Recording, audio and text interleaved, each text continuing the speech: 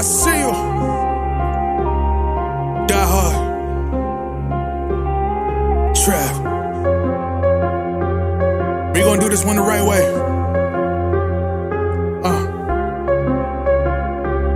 We in here forever. Yeah. Die hard. Homie, die hard. You can check the swag, he the realest by far. Swimming in that blue and orange, he the lifeguard. Yeah, he been through pain, at least he got some nice scars. He can smell a trophy, yeah, you need it back to back. Represent himself, his own name is on his back. 10 toes down, try to stop him, he come back. Bandwagon hoppers, he will knock you off your tracks. You ain't saying nothing, Nero been here from the start. He been working in the lab to take his team and make it art. See him going over film to help him build and make him smart. He will tell you how he feels because he's real and he got heart. He will never fade away, he will never change his face. Everybody picking faves and he's feeling out of place. Cause he is for the team and he always rep the squad. Like that Christmas movie, he gon' always die hard. City on my back. They ask me what's my name and it's on my back. I'm just speaking facts. We got big dreams, we ain't looking back.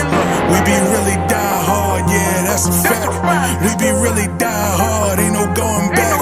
Make the whole crowd rise like a thermostat. Fourth quarter, I'm the killer that's gon' murder that.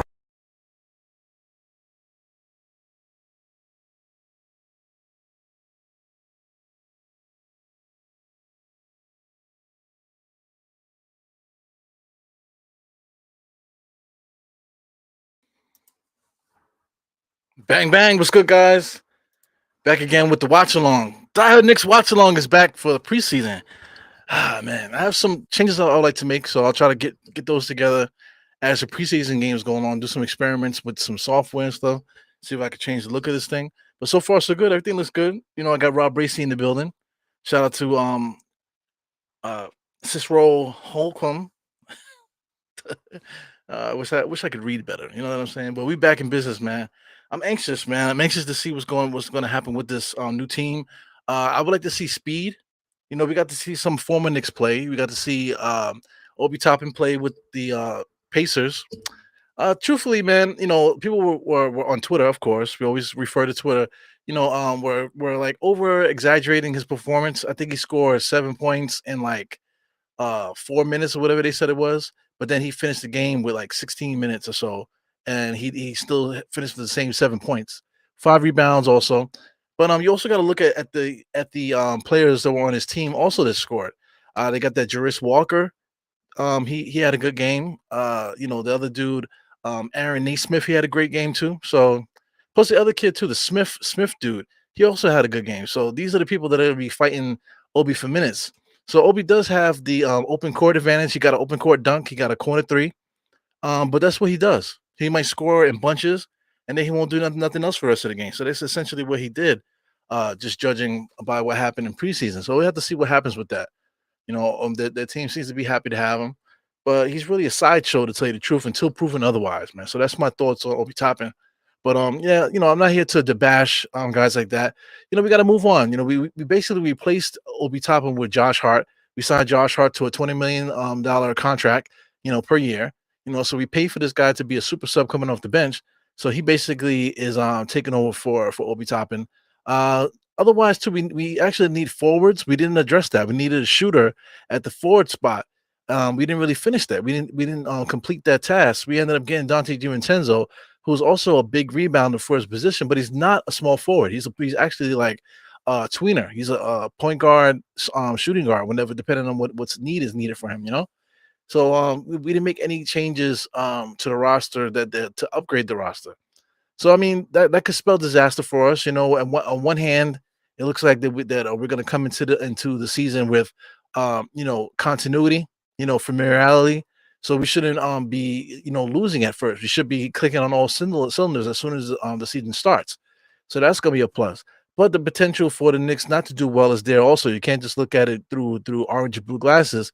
You know, you got to look at it from the bigger picture. So I mean, because we didn't address the physicality part up front, and you know, the shooting, we didn't really address that in the forward spot. We still gonna stumble with the same problems. You know, Julius and RJ are basically the same player. Julius is better than him right now. RJ Barrett still has to push his that bar up a little higher so he could reach Julius. At least get near Julius. If they do that, and stay out of each other's way, they should be able to function with each other. They've been with each other for 5 years now. Mitchell Robinson got to make free throws and he has to make putbacks, not dunks. He has to be able to be a threat offensively, man. Put the ball on the floor sometimes. If need be. Not to be featured in the post like he's Hakeem Olajuwon. He just needs to be able to be functional and be able to score going towards the basket without trying to dunk it. And then he has to make his free throws. From judging by the videos that we saw in the summertime, he did not address anything. So that's alarming as well. But like I said, you have to just be excited for this. Right now it's preseason. What am I looking forward to this preseason with these guys, man? I just want them to I just want to see the bounce. I want to see the bounce. Whoever's out there, I just want to see the bounce. Once you see like the bounce within the players, then you get to know whether or not they what they tried to put together is really what it is. So what I mean by bounce is that I want to see the ball snap. I want to see guys popping after they pass, move. I want to see them crisply moving. So if they show us that in preseason early on, that's going to be a good sign for us throughout the year here. Yeah, man. So we're about to get started. They showing pictures of MSG. Shout out to New York City, almost flooded, almost went into the ocean this last couple weeks. It felt like April, and really, truly, April doesn't rain anymore in New York. We usually get most of our rain in May, but now it seems like we're going to get most of our rain at the end of September and the beginning of October. Is weird. We had a couple 80-degree days, and then it was like cold, rainy days too. So, Mother Nature is trying to kill New York City right now. But it is hurricane season, so there's a lot of tropical weather coming up, a lot of windy weather, a lot of rain and stuff like that. So far so good. As far as what I'm looking at on the screen here, everybody seems excited to be there. A lot of energy on the court there. A couple players that I'm looking at here. Dwayne Washington Jr.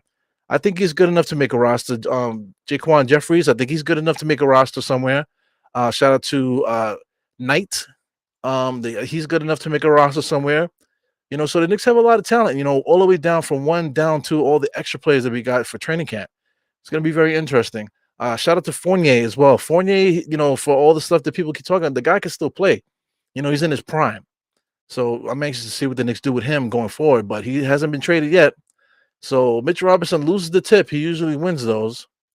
Shout out to number 11. Number 11 just signed a big contract as well with Boston. He went off in his first preseason game with 26 points. Anyway, so let's get busy here. It looks like the Celtics are running with their C squad right now. They got Luke Cornett at center. There you go, Pritchard, I think his name is. He shot a three. I believe he shot 6 threes the last game. He finished with 26 points.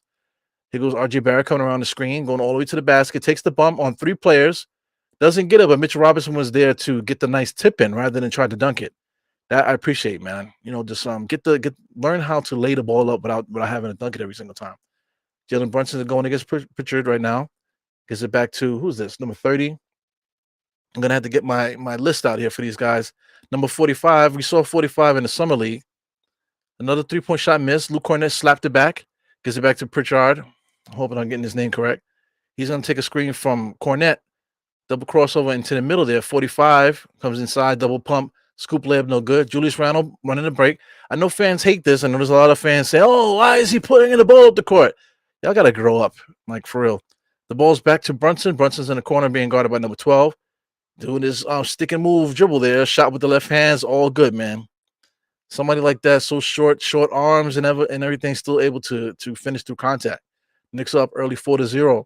So we got Pritchard here, number 11. Gives it to 45. 45 picks up his dribble. Gives it up to number 12 in the corner. No good. Julius Randle with another 3. Julius Randle pushes the ball up court to RJ. RJ brings the ball up here. He's in the post against 45. He's being triple team right here. He doesn't give it up, but he stops and spins easily on 45, but doesn't finish with that double clutch left-handed jump shot. Shout out to Anthony MSG standing there underneath the bench there, underneath the basket, I should say. We're gonna be in the building, man. All coming up here. I know MSG, not MSG, nothing but Knicks has some tickets for the second game of a back-to-back against Cleveland. I know my girls with the Omni fan, they got a ticket for the first game of the year. Against Boston. So I'll see if I can get in the building, man. I've been kind of cooking the last few months. Ever since I came back with my broken hand, been kind of a little strapped a little bit for cash, man. So, we'll see how it goes. As the rest of the month comes, I should be coming out of the red soon. But anyway, he goes Pritchard coming over here across the screen around Brunson. Brunson's playing his hip. Nice little alley oop to Luke Cornett. Luke Cornett showing that he got some kind of value here in the NBA. Got Brunson here on the right hand side. Dribble handoff to RJ. Dribble handoff back to Julius. Back to RJ. Takes a screen from Mitch. Looking to get that alley oop. Didn't work. Brunson in the corner for three. Knocks that down. I mean, Brunson is he just known for hitting shots right on the money, man. He doesn't miss key shots. He's incredible. So I got to get these make sure I get these names right here. So 45. That's not Burchett. I think that's Banton. So anyway, another missed shot there by Boston. Here comes Brunson on the top of the key. Pass it over to the same. This is basically the same play there. Gives it back up to Brunson in the corner to give Julius Randle a post up option there against the point guard for his name is Pritchard. So number 45, they're trying to make him part of the mix there. I don't know if about rotation or something like that, but they're giving him a good look here against the starters with the Knicks. So Brunson is going to get some free throws here. I believe that's because of illegal defense, I believe. So the Knicks are up 10-4. Everything looks good so far. I'm using MSG Plus right now. Streaming through the streaming app. While everyone's using the cable in the back, I'm using streaming apps back here. So far so good. My time step is 9:15. Brunson just missed another jump shot. So they call out of bounds is going to be Knicks ball. So I'm at 9:13. Knicks are up 10-4. 14 seconds on the shot clock. Yeah, we should be good, man. It doesn't look like Boston's going to play any of their main players. So of course our Knicks are going to have to play their starters. Just to get busy. This is our first preseason game. The Celtics already played a game. They already played. This is the second day of a back to back in preseason, which is weird. So here goes Julius posting up.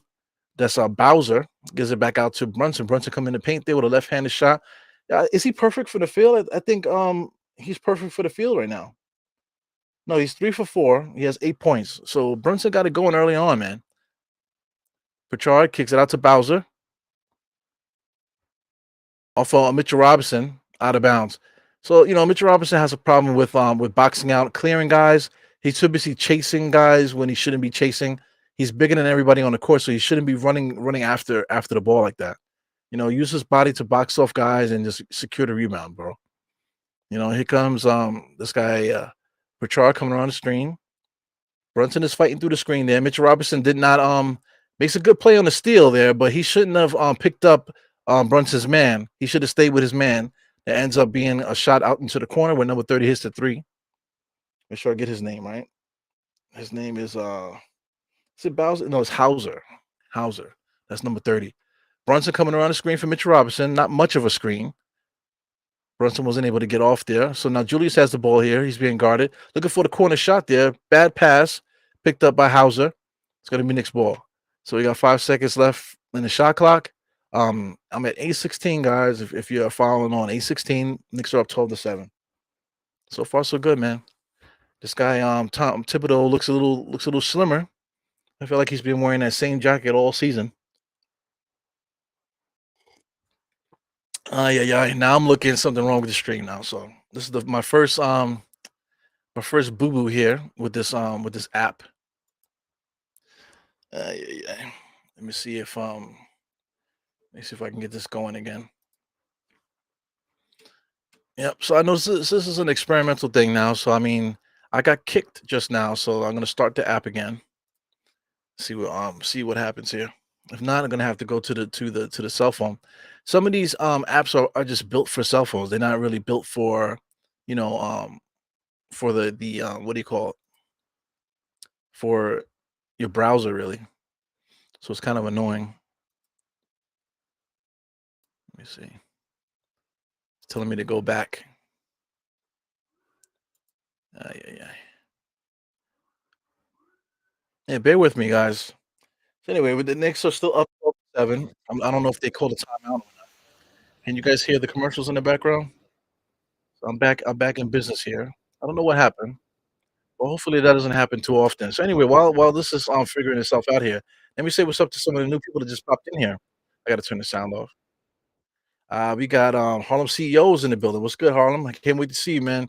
I'm gonna try to make it to some of these games on here, especially the NBK game. But we'll see what happens. Samuel Cortez is here. What's good from Puerto Rico? Yes, Puerto Rico in the building, man. Shout out to Cortez there. Got I am Jarrell, always lurking in the background. We got my man Yo Chase Boogie. He's been hitting me up on Instagram. I appreciate the put me on to different trades and stuff like that.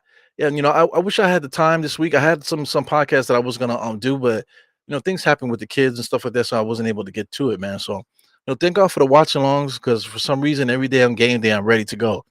You know what I'm saying? So I can get my rocks off, but for lack of a better term there, for these watch alongs. We got Mike Lilly, Charlie Brown Jr. and Jalen Martin are my last two making the team. We'll see, man. Both of those guys are really good. Charlie Brown Jr.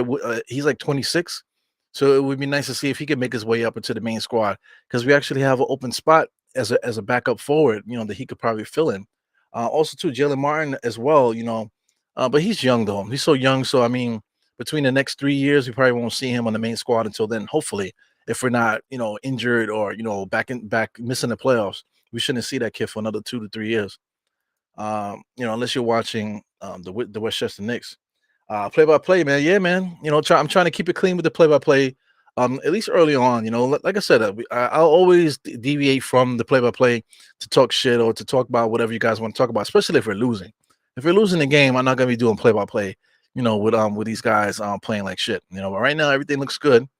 Number 45 is bringing the ball up the court. Once again, that guy number 45, I believe his name is Banton. So they got him listed as a point guard. He looks pretty tall for a point guard. He's guarding Brunson right now. I believe he just scored. But he played in the summer league. I remember he had a decent summer league. So now he's graduated to playing with the big boys here. We'll see if he makes the team for the Celtics. Right now, Julius Randle is getting in trouble here in his office, able to make a nice little spin move into the paint, scores it with the left hand. But what are they gonna call here? The refs call something. So is this another legal defense? Because it's like Brunson is getting ready to shoot some free throws. So yeah, Celtics get caught again for illegal defense, man. So I mean, early on, we're trying to get it together. He says, but you're actually matching up for time up time for time. That's great. So MSG Go just gave me a little glitch just now, but now it's working again. So hopefully everything is good. Right now, Brunson is shooting those free throws for the legal defense. Now it's 7:38 in the first quarter, 12-9. Brunson top of the key, being guarded by Bouchard. He gets caught on the screen there. Alley oop to Mitchell Robinson. And Mitchell Robinson, like he caught it, went up an extra inch and then dunked it just now. So that's what he's there for in the dunker spot, taking advantage of the weak competition that we have right now. Number 45 all the way to the basket. Nice little layup off the glass. Brunson pushing the ball up. He got one. He's on one by himself there, calling for a screen. Screening Mitchell Robinson, looking to do the alley oop. They guarded Mitchell Robinson well, and Brunson is able to make them pay every single time. So Brunson, man, he's kicking ass in his first game here. I don't want him to get 50 in the first preseason game. That would be crazy. But anyway, here goes Hauser here. Fakes the three, gives it to Cornette. Cornette looking for somebody. Throws the ball a little bit too timid, too late. Mitchell Robinson with his head up gives it to RJ. RJ stutter steps. Cannot tell if anybody's behind him. He doesn't have any bop to his game. No awareness of what here's around him. But at least he got caught with the foul there, so that's good. The Knicks gonna get the ball back. Good stuff going here, man.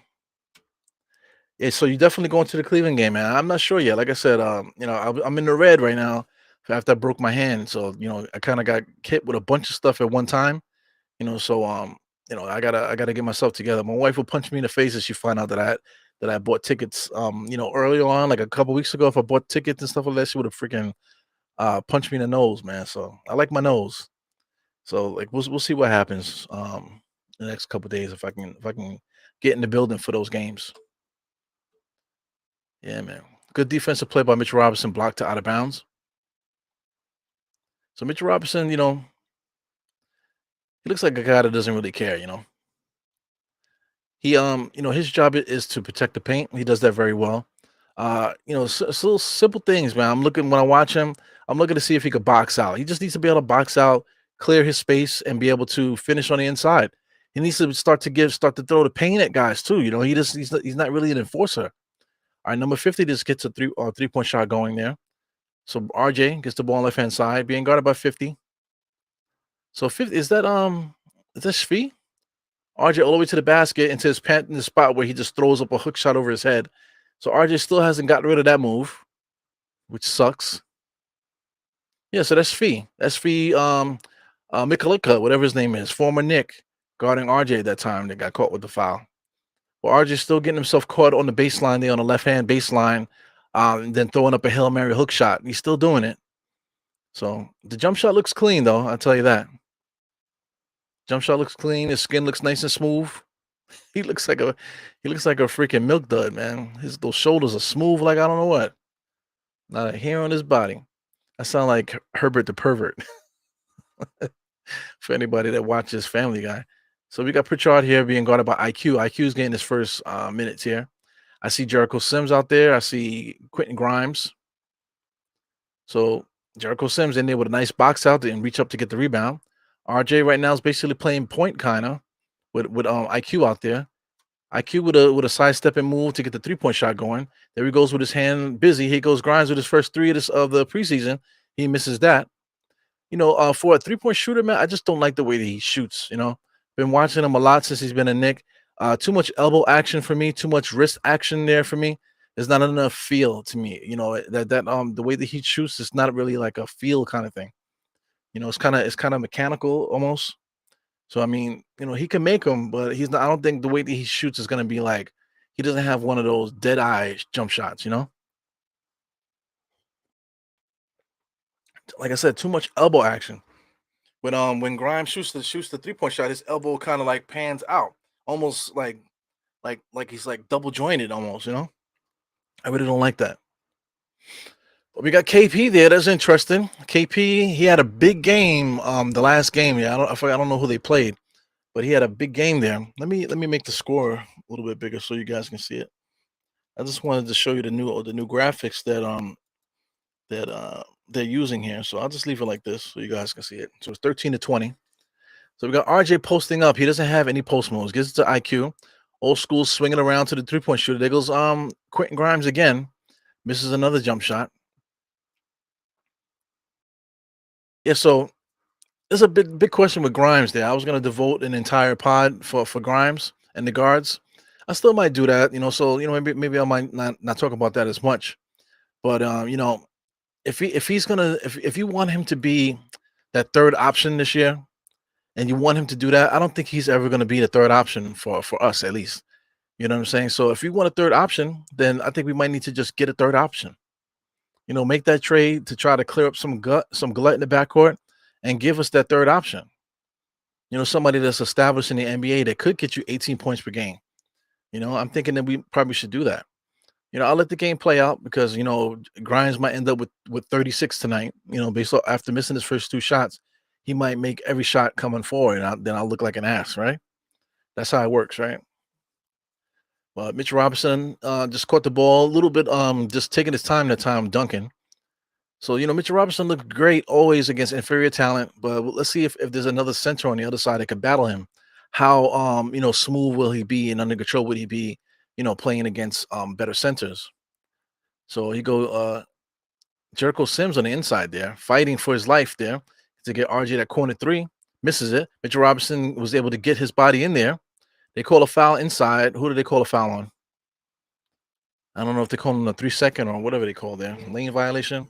Or maybe behind over the back for Mitchell Robinson. So it's gonna be Knicks ball. So we got DiVincenzo in the game too. DiVincenzo's a handsome motherfucker too. He looks smooth.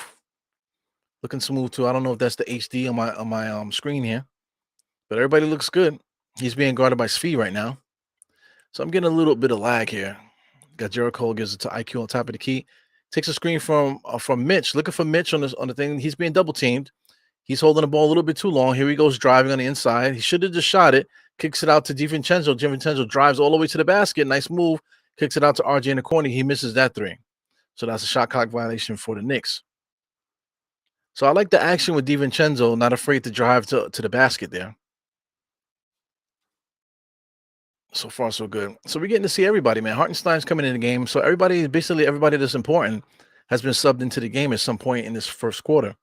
So I'm at 426. I'm getting some lagging thing going on here.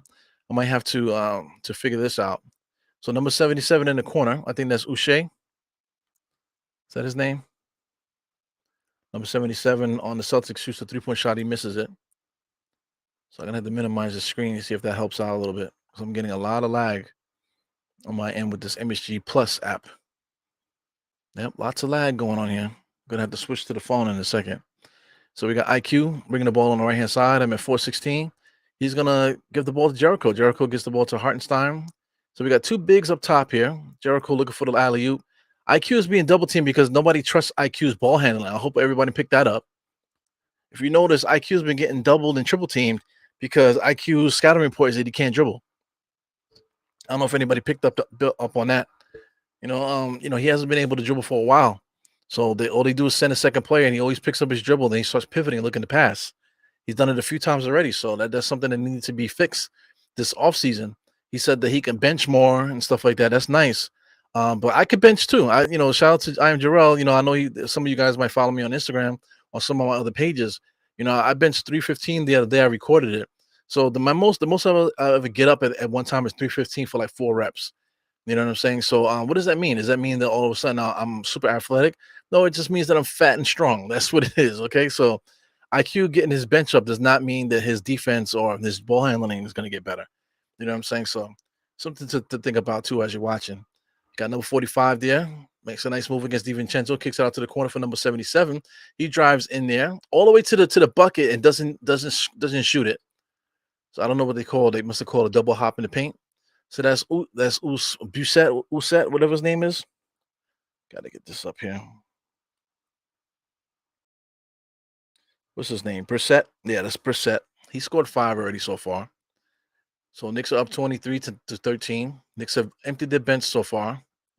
Got RJ coming around the screen, looking to give the pass to Hartenstein. Hartenstein resets in the post. IQ is dribbling. We know where to go. No ball movement for the Knicks right now. IQ is dribbling too much. She can swing that ball to somebody.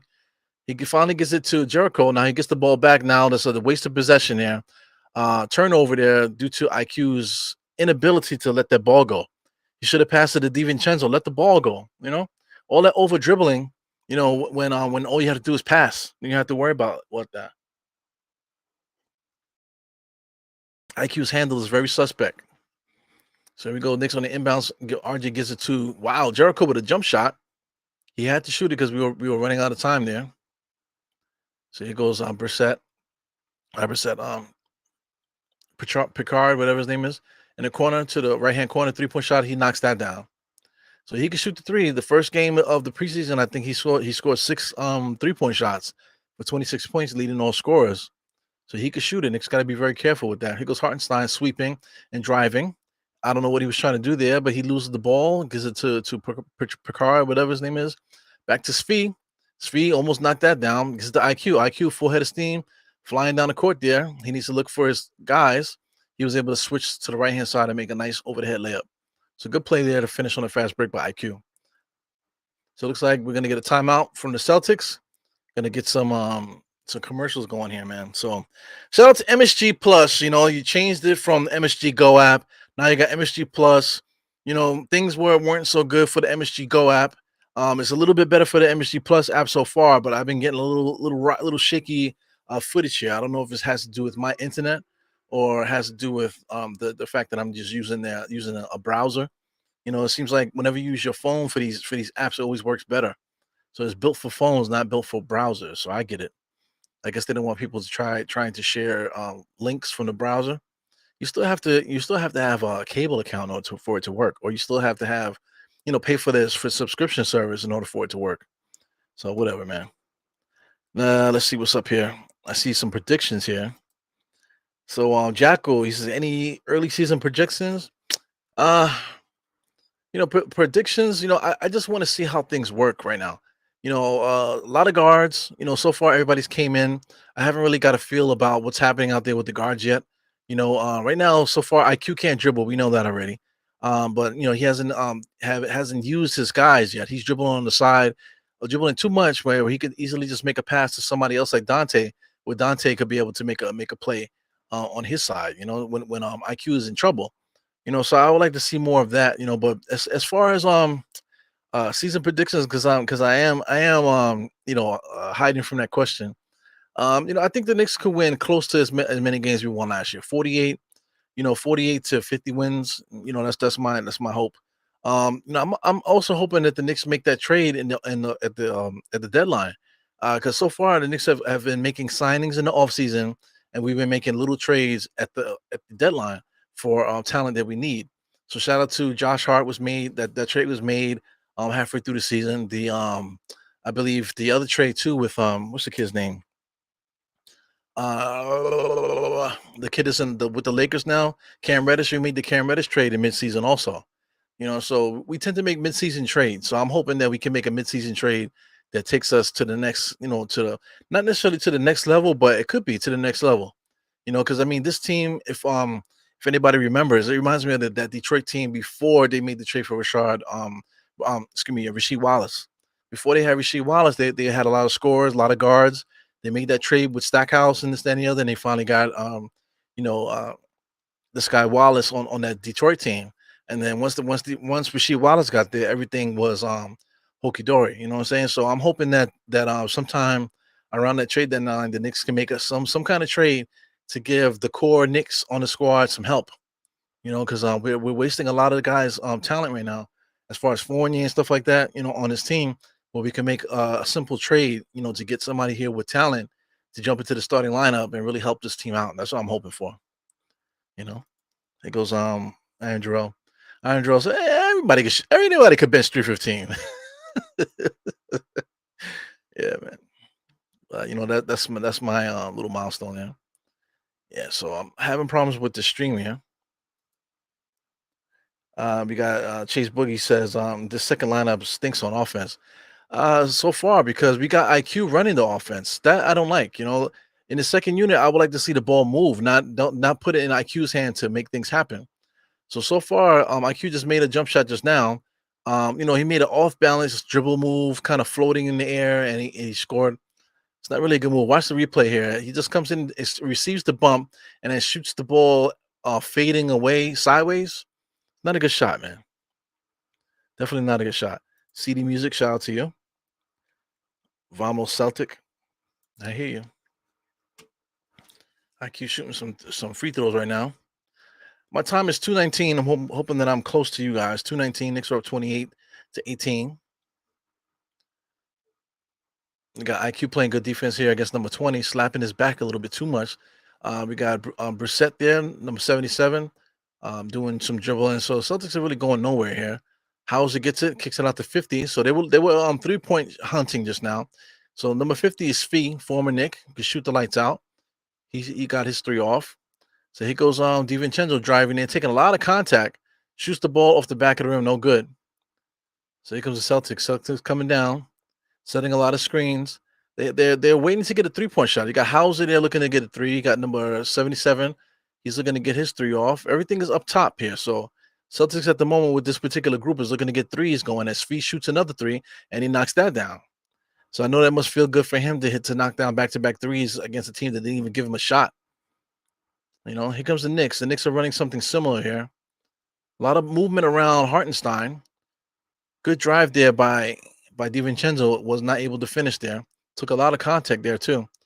So here comes the Celtics making a little run here with number 88, I believe, just drove down and make the layup. Number 88, I'm trying to figure out who the hell that is.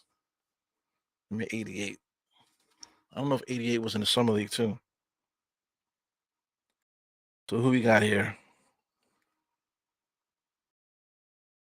Who's 88? 88. I'm not sure who 88 is. That's Stevens. Might be Stevens. I'm not sure.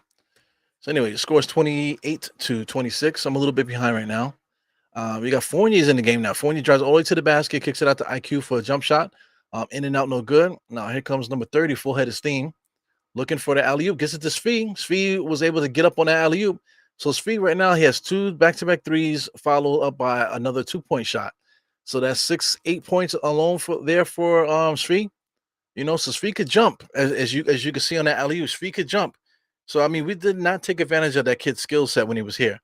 You're talking about needing somebody with size that can shoot the jump shot.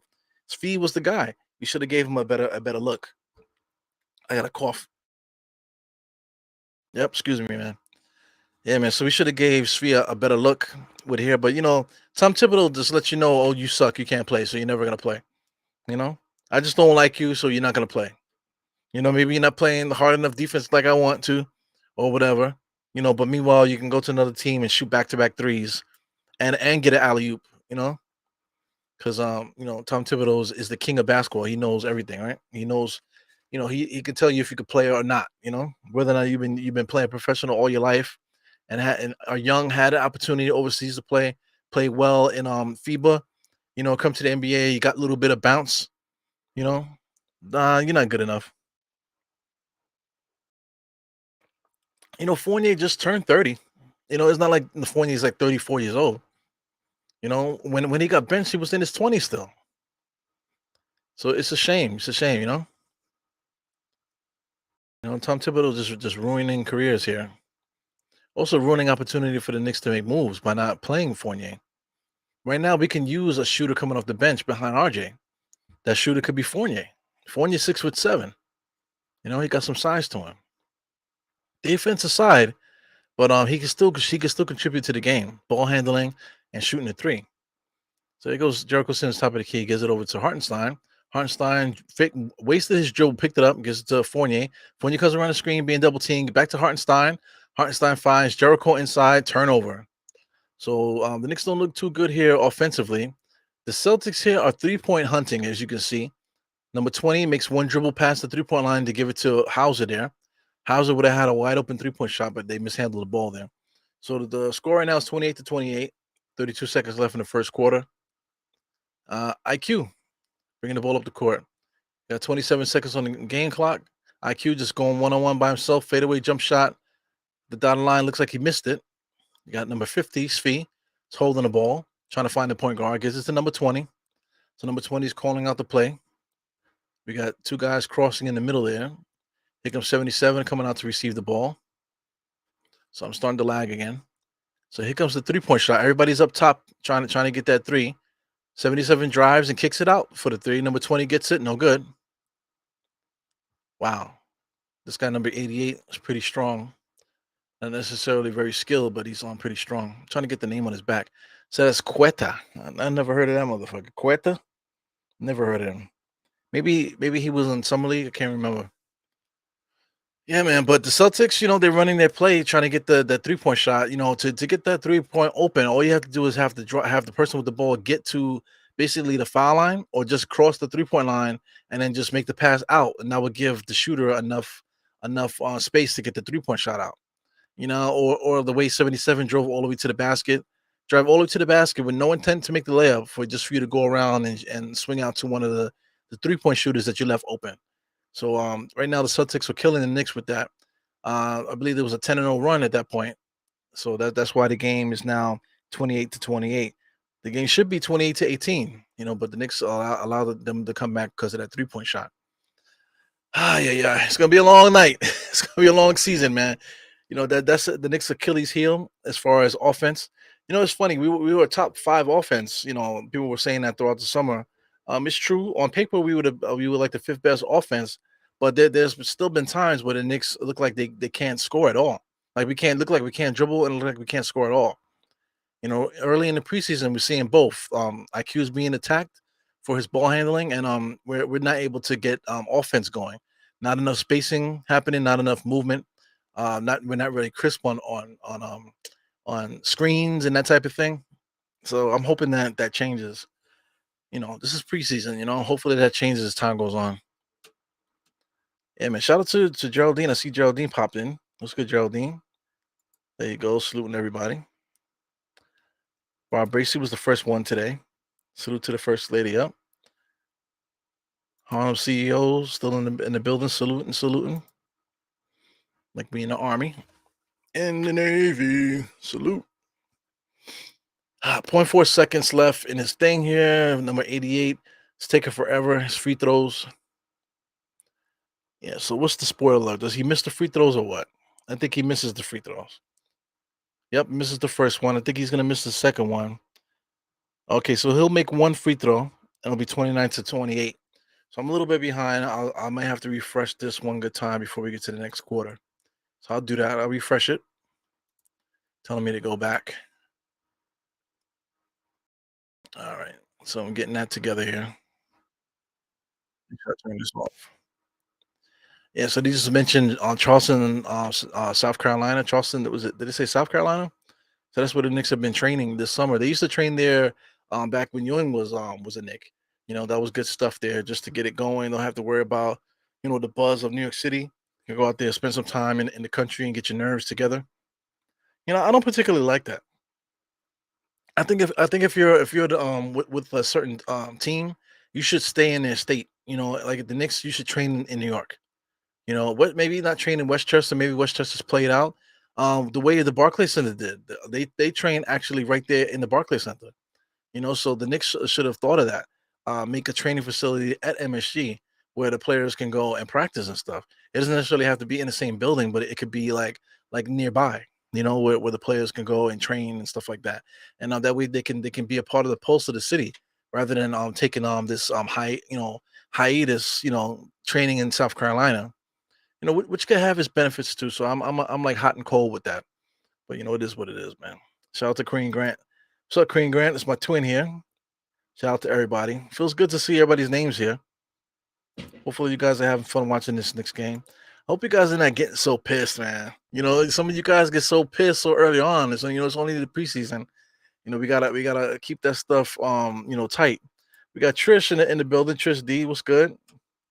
Shout out to Trish. She's my Instagram friend now. I know a lot of people don't use social media anymore. Social media is kind of like social media. Yeah, I think when it first started, with all the different apps and stuff, it was cool to get on these new apps and try it out. But I think it's getting to the point now where it's kind of like oversaturated. People might be over it by now. Like whoever are these influencers and stuff like that, they already made their way, paved their way to be these top influencers. So I'm waiting for the next thing. What's going to be the next thing that people chase? So we'll see what happens with that. 29-28. I think that's not really good for the Knicks. I know our starters didn't really play that long with this squad. We didn't really play too long. So we basically play every player in that first quarter. So I don't know if Tom Thibodeau's gonna do the same thing. Just have the starters start and then just keep rotating players out to see what they do. I don't know if that's what's gonna happen, but we'll see. So we got IQ's running the point now. He's being guarded by number 27. Gives it to Fournier. Fournier almost throws it out of bounds. Gives it to Dante. Dante, give and go to Hartenstein. He's short on the three-point shot. So Dante has been a little bit off offensively. Hasn't been able to make a layup. Missed a couple jump shots as well. Decent with the defense so far that I'm looking. Is what it is. But I like the give and go there. Him and Hartenstein. DiVincenzo. It's a dope name, man. All right, ball's in. Number 27 waiting to receive the inbounds ball here. Inbounds play. Celtics looking to get the pass in. Jericho Sims giving him space there. Hauser sets up for three, shoots it, misses it. Fournier is not able to get the rebound. Ball ends up in IQ's hands. Gives it up to Fournier for a transition three. No, he fakes it. Step back. Gives it over to IQ. IQ jab step. Looking. All the way to the basket and was able to score. So IQ is just chucking at the moment. Everyone else is in their position while IQ just chucks. Number 20 comes around, gives it to 27, shoots the wide open three-point shot in rhythm, misses that. Dante's dribbling the ball, nice little crossover coming across the line there. Gives it to Jericho. Jericho drives to the corner, gives it to Fournier. Fournier knocks down the corner three. So Fournier can hit that three, man. Can he contribute and help out this year? We'll see what happens. So he's guarding number 20 now as he brings the ball up the court. Takes a screen by Cornette there, all the way to the paint. I think Fournier was able to get in there to get his hand on the ball, but he ended up fouling him at that time. And so it's going to be a score and one, thanks to Fournier's great defense. Hits a three, gives up three. The same old tired dance there. So let me turn this fan on. I'm starting to sweat. Boy. Turn this fan on. Hopefully the fan doesn't bother you too much with the rattling in the background. But we got Julius Randle there with a nice clean haircut. Looks different. He looks younger, you know. So I think this has to do with all that mindfulness stuff that he's been talking about, that Bruce Lee, I am water stuff. Cut off the hair. Maybe the hair is giving him anxiety, you know. So cut his hair off, make it a little bit something that he doesn't have to worry about. Wide open transition 3-point shot. He misses that. Good slap back by Hartenstein. Dante DiVincenzo and Julius fighting for it. Julius gets it, give and go with Hartenstein inside. Julius kicks it out to Fournier. Fournier doesn't shoot the three right away. He's being double teamed. He has to get the shot up. He misses it. So here goes number 20 on the left-hand side, pushing the ball up for the Celtics. Right hand gives it back to number 27. So right now, like I said, they're three-point hunting right now. All 5 players are at the three-point line.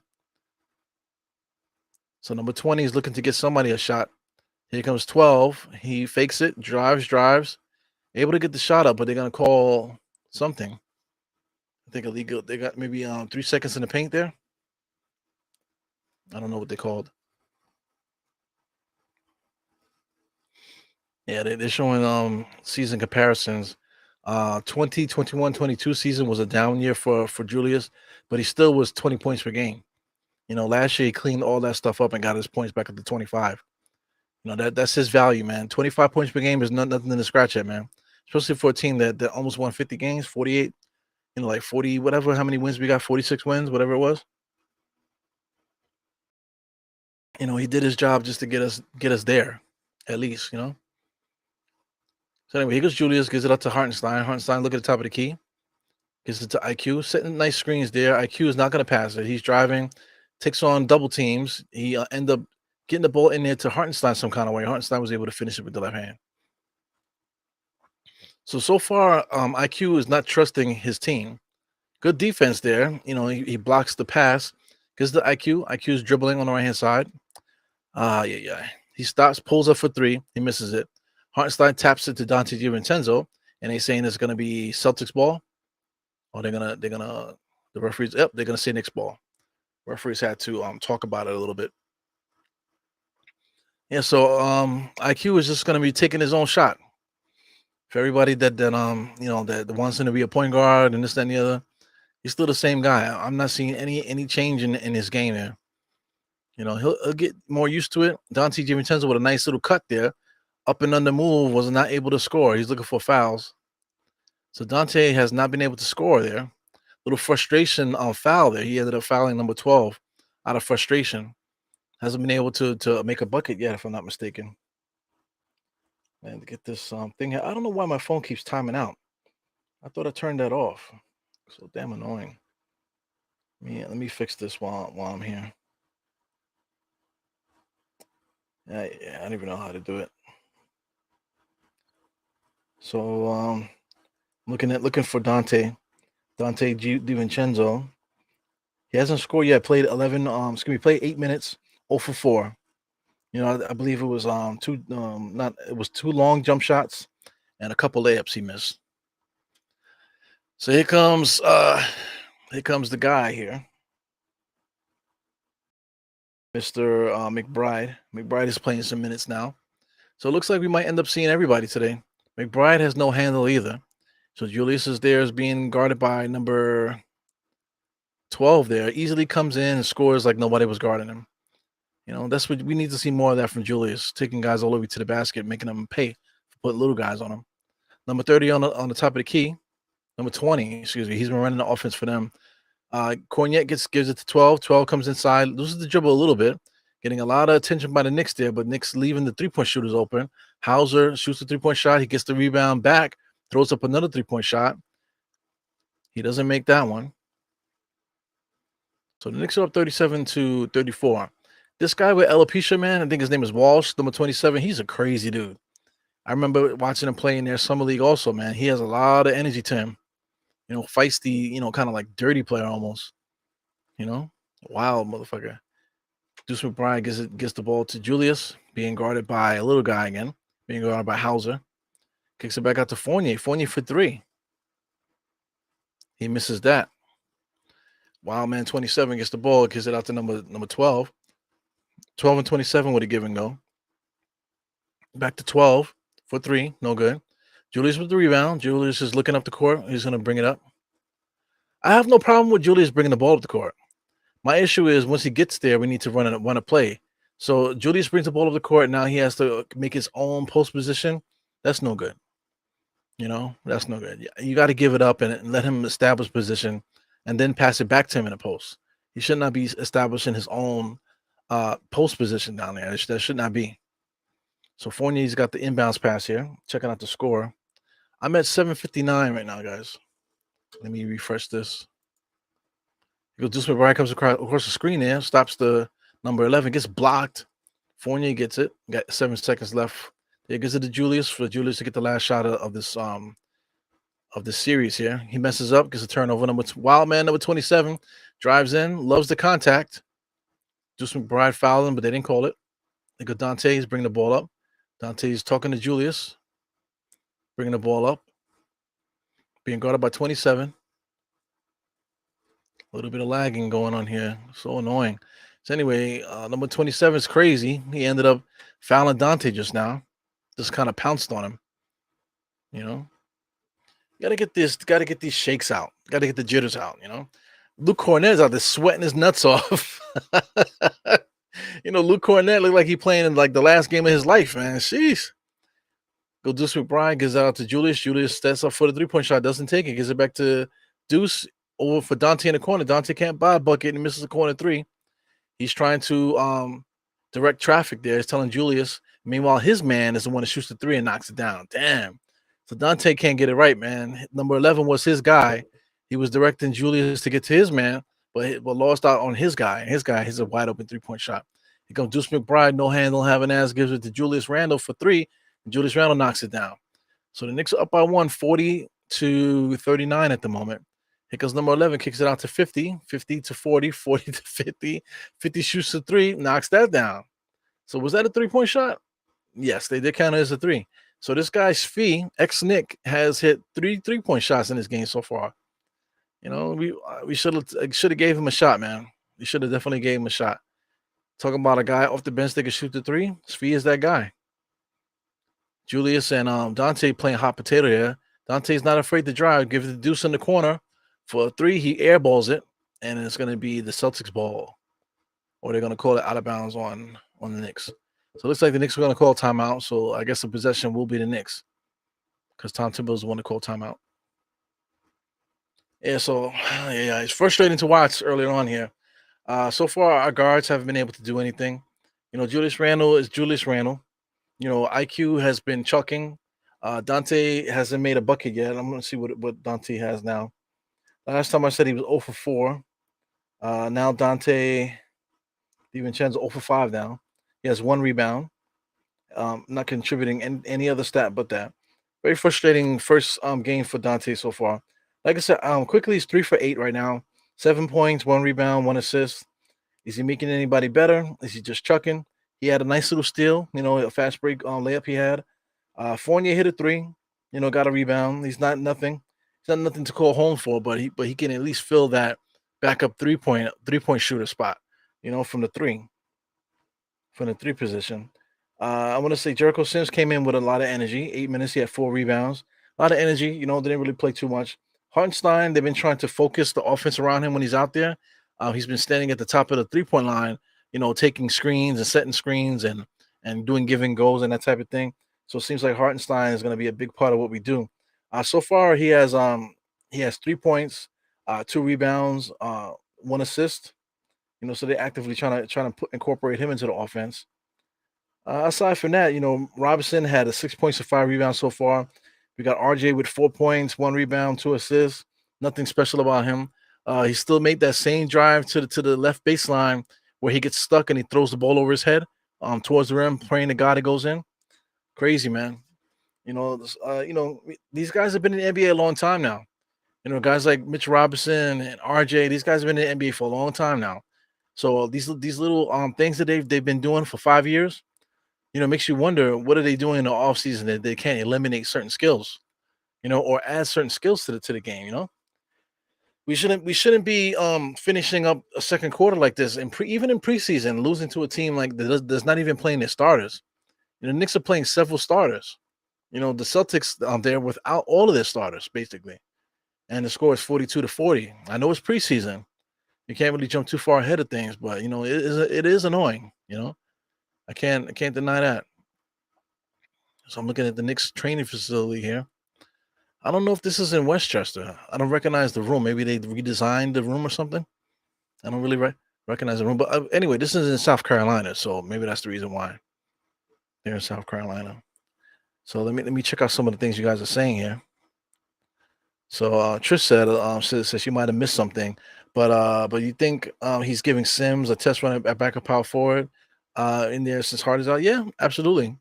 So far, I think Hartenstein, not Hartenstein, we're talking about Sims. Sims did a good job so far, physicality wise. He ended up taking one jump shot. It looked decent. He had to take it in and like as the shot clock was going down. Able to throw his body in there and get rebounds, that type of thing, hustling, inbounds, passes, and things of that nature. So far so good in the minimum minutes that he played. It's Walsh, number 27, blonde or bald. I think he has alopecia. He doesn't have eyebrows or anything. He has like no body hair, so I think he has alopecia. You know, he's a crazy dude though. Very, very typical garbage pail kind of guy. Like if you had a guy like 27 on your team, the only reason why he's on the court is to like hurt the best player. So like if you're playing like say like I don't know, like Durant. If you're playing Durant, you'll put 27 on Durant just so number 27 could hurt him a little bit for a couple minutes. Waste 6 fouls on him, make his life a living hell for a little while. Who's this? IQ is a Chuck, big time. NYK Bro 99, absolutely, big time Chuck. Whenever he's there, he's looking for his own shot. He's not looking to run offense. He's not looking to find anybody. If he can't score, then he's gonna look to pass. That's not a good look there. So you're looking for games to gain layers from the offseason. But so far, we're basically doing the same stuff that we've been doing. I would like to say that Julius is playing very calm today. Usually even in preseason he plays with an edge to him. It seems like he might have changed a little bit. Yeah, RJ is only 23. How many times did we hear that, man? But listen, he's only 23, but he's been in the pros for 5 years now. So the bubble wrap and the training wheels is off, man. So I'm taking a look here.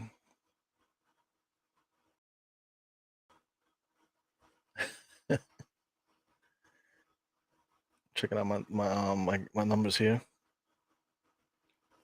Yeah, man. So anyway, let's get busy with the end of this second quarter. We still got 6 minutes, plenty of time to go. I'm a little bit behind here because something's going on with MSG Go, a lot of lagging. So we got number 11 kicks it out to number, I don't even see who that is, number 12 with a nice up and under move. I believe they call it illegal defense again or out of bounds or something. Yeah, man, I'm a little bit behind again. Say like I'm behind maybe like 10 seconds because of the lagging on the endless lagging here by MSG Plus. So we got Deuce McBride here with no handle driving to the basket. Finds RJ on a cut. RJ goes to lay it up. It's going to slow motion. Does he make it? Did he make that? I'm not sure if he made that, but he's going to get free throws. Oh, shout out to this guy, Derek White. He finally cut that bullshit off his head, so he's completely bald now. Remember he was rocking an afro with the bald in the front, looking crazy, trying to wear that white headband, just to cover up the bald spot, looking like a straight jackass. So he finally cut that off. He looks good.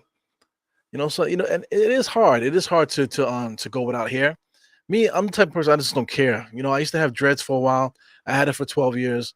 I cut it off. Now I got the Iron Man bald thing going on here. I don't care. I don't care. If I was still in the clubs, trying to grab you some, one night stands or something like that, maybe I would care. But I never was that type of guy anyway.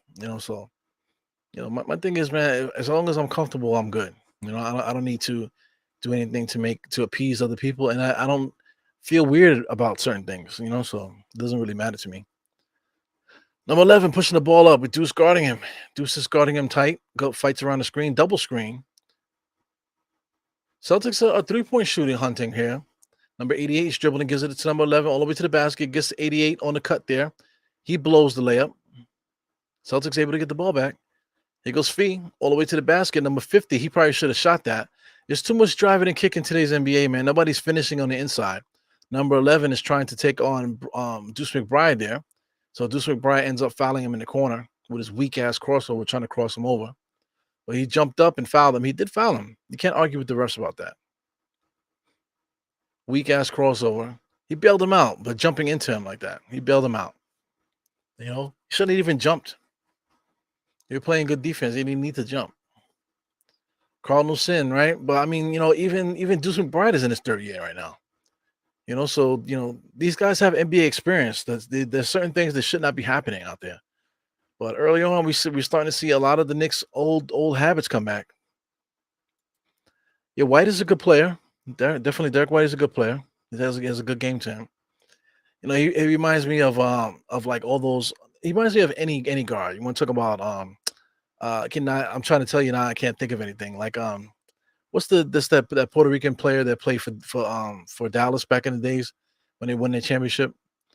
He reminds me of players like that, or that kid that has mental issues. He used to play for Cleveland. Reminds me of him. You know, those type of players. It goes RJ all the way to the paint, almost get the ball stolen, doesn't know how to pass, being guarded by three people, fades away, misses it, but he's going to the free throw line. Got all head here. What's good? Rob Bracey, what you saying? He says, you would have preferred Drew. Yeah, you know, hindsight's 2022, man. Because I didn't want no parts of Drew really because I feel like we already have players that play similar to them. But now after watching IQ play now you get reminded of what IQ is all about. And then Dante right now hasn't bought a bucket yet. Hasn't been able to score. What is Dante? Dante DiVincenzo's 0 for 5 in 11 minutes. Only 1 rebound, no other stats across the board. So that's troubling.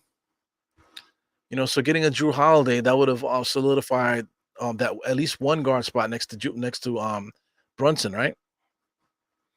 That would at least fill that in. Right now we got Grimes. I'm watching Grimes in the corner.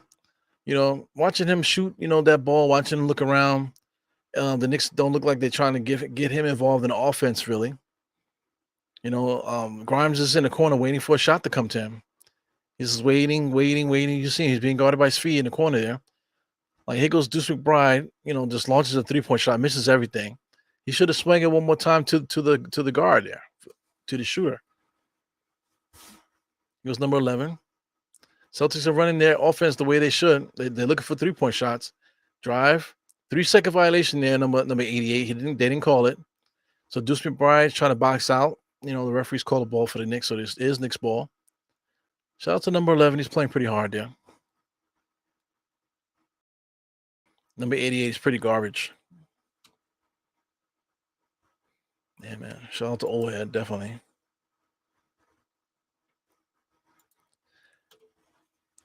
Yeah, Drew. Yeah, absolutely. I'm not going to say that he's not a good player that we should have traded for. He would have been an asset. But if you get a guy like Drew Holiday, I don't think you get rid of Drew Holiday. So if you're going to say Brunson and Drew together in the backcourt is your answer, I can rock with it. But we need to upgrade something else. Getting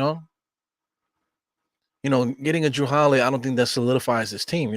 That's all I'm trying to say. We still have to make that next move.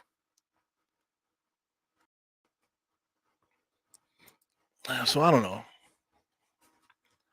Shout out to this kid here today. They're showing that kid in the Celtics with the super beautiful dark skin there.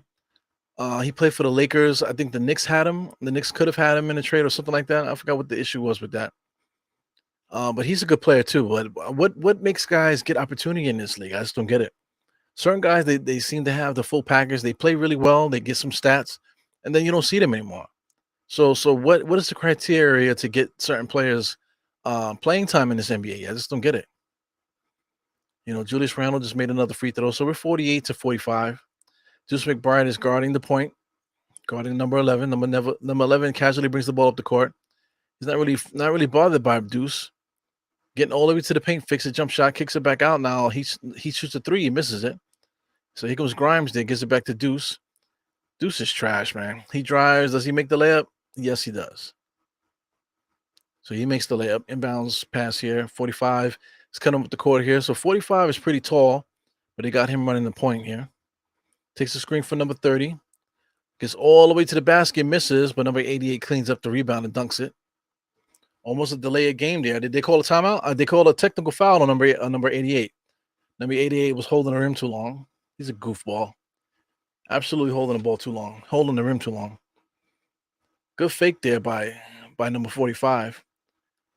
Yeah, number 88 definitely holding that rim way too long. He's arguing. So corny. So 3 minutes and 30 seconds left in this game here. In this halftime here. We got San Antonio Spurs beating OKC I'm looking at. We got Brooklyn playing the Lakers today. I can't see what the score is for that. So I think that game starts at 9. So right now, as the Knicks are playing, we got the San Antonio Spurs and OKC 39-29. So far so good. Knicks are at least winning. You just want to win every single time the Knicks play. You don't want to lose. Preseason is a perfect time to do that.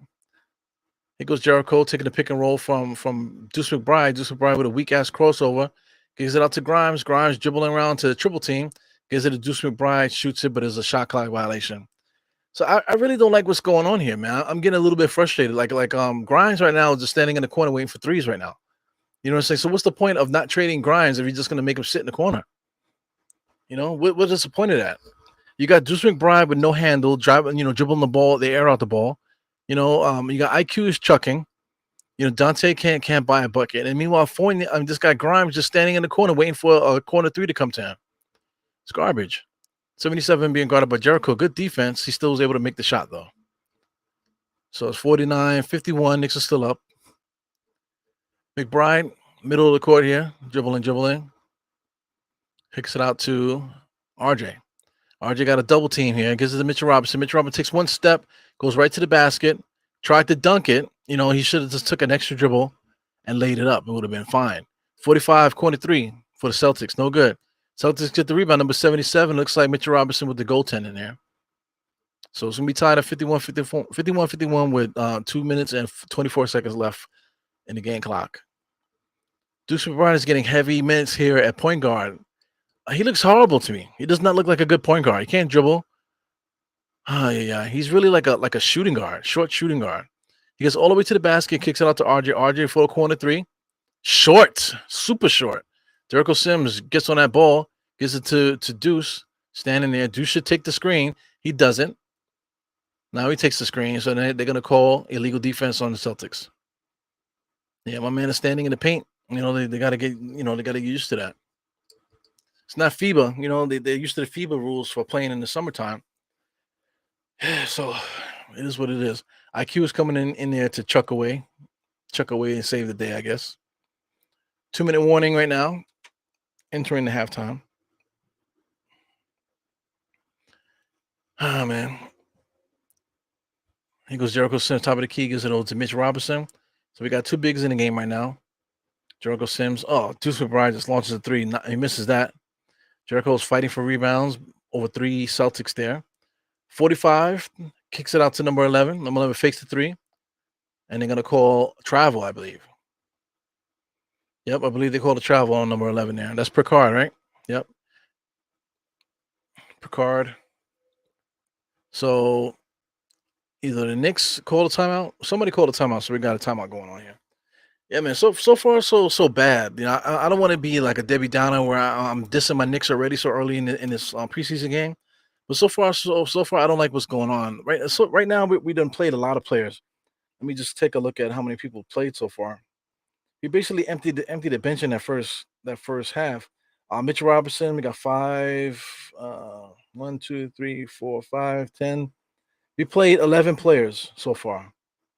We played 11 players. It's been seesaw with the minutes. Highest minutes so far has been the starters with RJ Barrett 14, Mitch Robinson with 14 so far. Julius had 13, Grimes had 12 so far. Grimes only attempted 2 shots, and it's been 3-pointers, 2 3-pointers in the corner. 1 rebound, 2 assists so far. Brunson was kicking ass, so Brunson probably won't come back in the game. for the rest of the game. He had 6 minutes. He had 10 points. I believe he's done for the day. Sims played 9 minutes.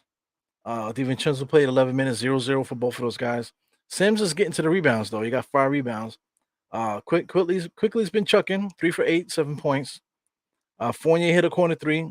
Hartenstein, I believe he hit a three also. Did Hartenstein hit a three? No. Hartenstein hit an and one. He scored an and one. Oh, no. He scored regular, and then he got fouled and missed one. He went 1 for 2. McBride has been taking a lot of shots too, 1 for 5.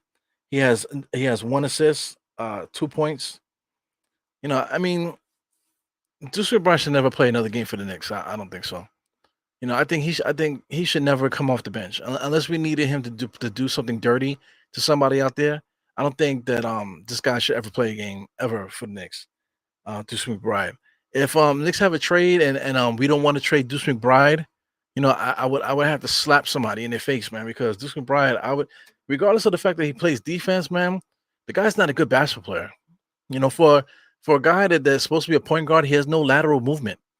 He has no lateral movement. He could jump, but he doesn't really have bounce. You know what I'm trying to say? He has hops.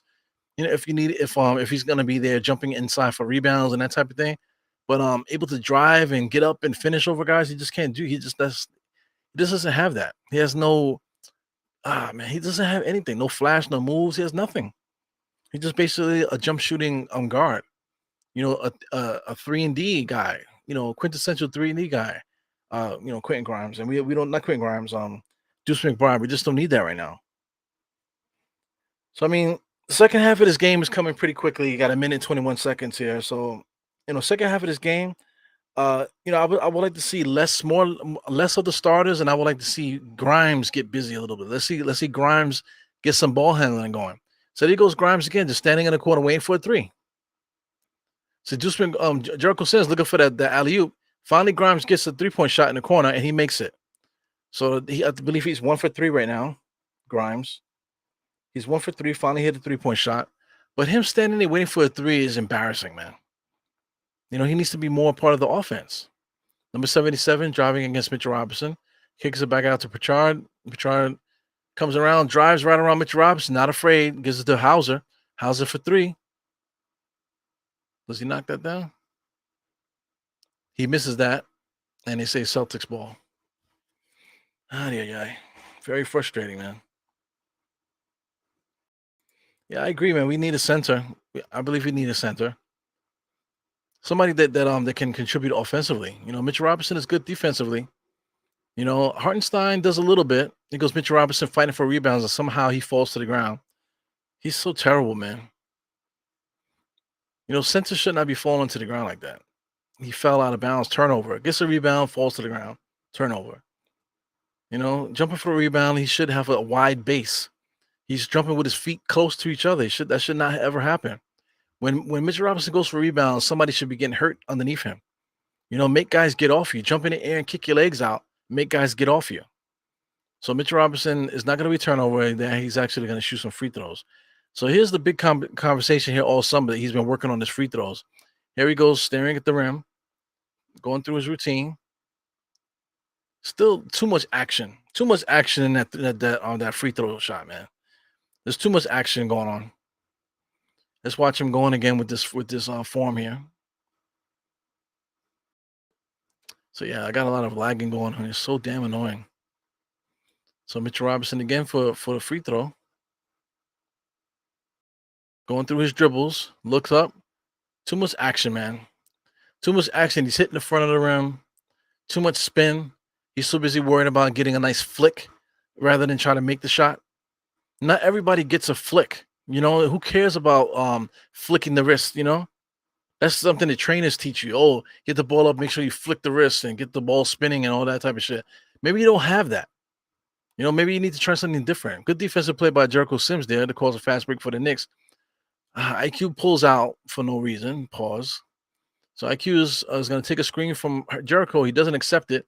Gets to RJ in the corner for 3. RJ knocks that down. So it looks like RJ has cured his shooting woes, his 3-point shooting woes. He seems to be on the money from the quarter threes right now. He had 2 in his game, 1 from each side of the court. Now he's guarding the point guard, 45. He's been getting cooked by him. Pritchard shoots a three, misses that. Excuse me. Jericho Sims, as I almost threw up in my mouth just now. Jericho Sims fighting for rebounds. He jumps in the air, and if you guys can rewind that just now, Jericho Sims jumped for the rebound, but he bent over and bumped somebody with his ass. To get him off you. That's what you have to do. Mitchell Robinson jumps straight in the air with his feet touching each other, and he lands on 2 feet right next to each other. You know what I'm saying? That's dangerous for somebody like him. He should be jumping with a wide base and landing with a wide base, hurting whoever's next to him. Jericho Sims, it seems to have gotten that tutelage, but Mitchell Robinson has not picked up that trait yet. So got Rob Bracey said Drew and Brunson are the bridge to the next level of talent. Yeah, absolutely. That would have been nice. But we didn't do it. Celtics went and got him. Celtics gave up a lot, to get him too. So, it is what it is. The Knicks are not prepared to give up a lot of players for somebody like Drew Holiday. So I mean they already got KP, they got Jalen Brown, and they got the other kid, so they got the big three already, so now they're just looking to get 3-point shooters, defensive players. So them getting Drew Holiday is a big thing for them. Because like I said, they have their big three, and you still got Drew Holiday as a fourth guy, so Drew Holiday is really like their last piece. They went and got KP, which was to solidify a big three for them, and now Drew Holiday's their finishing piece. So they're primed to go for the finals right now. You know what I'm saying? The Knicks, we're still treading water back here. Still treading water. We're waiting to get that bona fide um big three. RJ. You know, we got RJ, Julius, and Brunson. It's not gonna cut it, man. Maybe Julius and Brunson. If you like RJ to that point, then you can say RJ and Brunson. But we need that bona fide number three guy. Number three guy that's really supposed for us would be like a number one. Number one and number two, really. We just haven't gotten there yet. So we can't trade for Drew Holiday because we're just not there yet.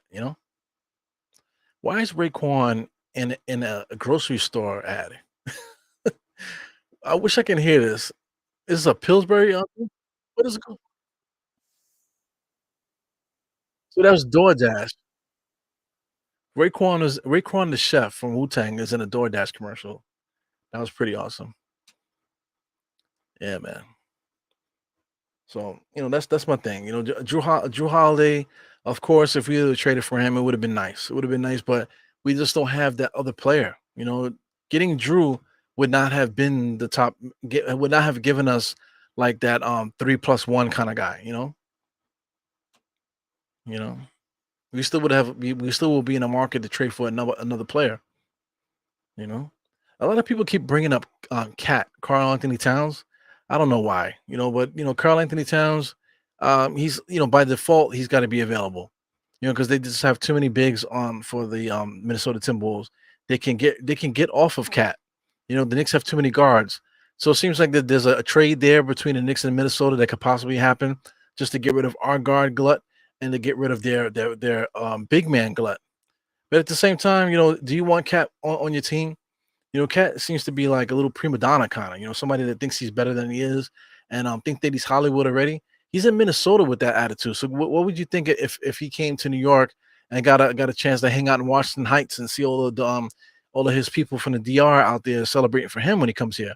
You know what I'm saying? His ego would be so inflated, but that might contribute to him playing better, and being actual number one, which he should be. That's interesting. That's an interesting story to have later on. But if we were to trade Cat, I still want to keep Julius. I still want to keep Brunson. I can get rid of RJ, you know. But once you got your big three of say a Cat, Cat, RJ, excuse me, Cat, Julius, and Brunson, then you would have to look for that next guy. RJ is the next guy, but that next guy can't jump on the toes of the other guys. You know what I'm trying to say? So Cat and Julius, I think they will stay out of each other's hair. You just would need to get that extra player there with Brunson, to really solidify that squad. I just don't know what player that would be. But like I said, trade deadline will be here soon before we know it. And then we can have those conversations when it's time. RJ's free throws is much improved. Yeah, I mean his jump shot in general, like I mentioned earlier, Trish, the corner three looks great. So I'm happy to see that he finally got the kinks out of that 3-point shot, and it looks good. So hopefully he can continue that hot shooting and make it just a habit for the rest of his career, man. Because that's all he really needs to function with Julius and Brunson. Him shooting those quarter threes would be excellent. You know, another godsend too. Let's say like I'm talking about trading RJ, but if we can keep RJ, Julius, and Brunson together and still add another player, that would be my wet dream. Well, like I said, adding Drew Holiday, that wouldn't have been the guy though. That wouldn't have been that player that takes us to the next level. That we still would need an extra trade to get us there. So I don't know. I'm surprised at him just in general, man. I can't believe he still has a job. Just based on reputation, really. Tom Thibodeau got us out the mud. We made the playoffs his first year. We missed it the second year. We made it the third year. So this is his fourth year now. So chances are the Knicks will probably make the playoffs this year too. So I mean, he's doing his job. He's getting results as far as getting us in the playoffs and helping us get through bad times when we needed to. But it is what it is. All right. So somebody finally asked. Trish wants to know how is the training going. The training is going horrible, man. Let me tell you. I actually took a week off of training because I hurt my back. I hurt my back like 6 weeks ago. But I'm just was hoping that it would just get better. I was working out through the pain. But last weekend, was it last weekend? It was last weekend, I believe, or the weekend before last, where it was just unbearable, man. I couldn't deal with it, so I finally went to the doctor. Took X-rays. They said that my spine looks a little weird, so but they got to go through the motions. I got to go through 4 weeks of physical therapy along with the meds and stuff like that to see if that works. So far, the meds have cleared up whatever tightness I've had back there, but I still have like a kind of like a pain there. So I'm hoping that heals on its own and I'll be able to go. But right now it's 4 weeks. I got 4 weeks before this race, man. So I mean, like I said, it looks ugly, because I was making some good progress. I got my miles up to 7 before I hurt my back. But like I said, that was like 6 weeks ago. You know what I'm saying? So right now I couldn't do 7 miles right now, I'll tell you that. So I'm gonna be, really trying to get those miles up. Because at least if I can get it to where I can run decent and I can get to those 7 milers, that means I can get to 13. And then once I get to 13, then it's just like survival mode at that point. So as long as I'm out there on the field, I'm gonna give it my best shot and try to get across that finish line, whether I'm walking across or running across, as long as I get across it, man, because not many people could say they showed up. Not many people say they could give a fight, for it. Not many people say they could finish. So, my story's not over with that. Well, we'll see what happens. Archinato. Yeah, I mean, if the Knicks are gonna stink it up, I wouldn't mind seeing him again. But Archie doesn't have a chance to make this team. That's the problem. So I even mentioned that the Knicks actually winning at halftime, 57-51. So it looked ugly a lot for these Knicks. The Knicks are very susceptible to that 3-point game that they like to play, where they have all 5 guys behind the 3-point line. The Knicks can't seem to crack that code. They haven't been able to do that since Tom Thibodeau's been here. So if teams shoot threes so heavily like that, that's going to give us a lot of problems. The Celtics with Chris Stapps and some of the other guys that they have, everybody can shoot threes, so they can just play that 3-point shooting game against us, and then we're going to be in trouble. Shout out to what's another team? Cleveland. They went and got some shooters too. So I'm going to imagine they're probably going to run the same kind of plays too, because that seems to be the Knicks' Achilles heel. We just cannot guard that 3-point line, man, for nothing. So that shit sucks. Yeah, RJ looks great. You got to give credit for what it is. He definitely looks great. Shout out to Sharon. What's good, Sharon? Good night. Good night, everyone. Good night. Yeah, man. What's good, Sharon? Good to see you, man. What are you talking about? IQ gets the ball and only pass because the defense forces him. Yeah, I was saying that during the pod too, man. He doesn't create. Everything is side to side, jab side to side, and he just does whatever he's gonna. I don't think he knows what he's gonna do. So that's why he's always gonna be stuck playing backup. And he's not looking to pass, which sucks. So yeah, man. Early on, even though IQ is definitely going to have his big games, but he's going to get his 20-point games, 30-point games. He's going to get his big games. He's probably going to average close to 18 and that, and this, and the other. But if we're trying to get better, if IQ is a part of that trade, then we got to do it. As long as we get the best player out that deal, that I don't mind trading some of our young guys. Yeah, Mitch looks huge. Definitely, that's a nice observation too. Mitch looks swollen around his shoulders and stuff like that. But I still don't think that his trainer that he chooses to rock with is the right one for him. I'm not saying that he needs to get any of these trainers that everybody else is working with, but just that sometimes just watching him shoot free throws and stuff like that. If you're a coach, man, that's what you send him out there. Oh, give him a chance. He said, oh, give Mitch Robinson a chance, Dibs. Yeah, right, man. The guy's not ready. Like you were training with him all summer and talking junk like as if you got him right. You didn't get him right because he still looks like the same player. It's crazy. Yeah, the ad was playing the gravel pit. That was bugged out.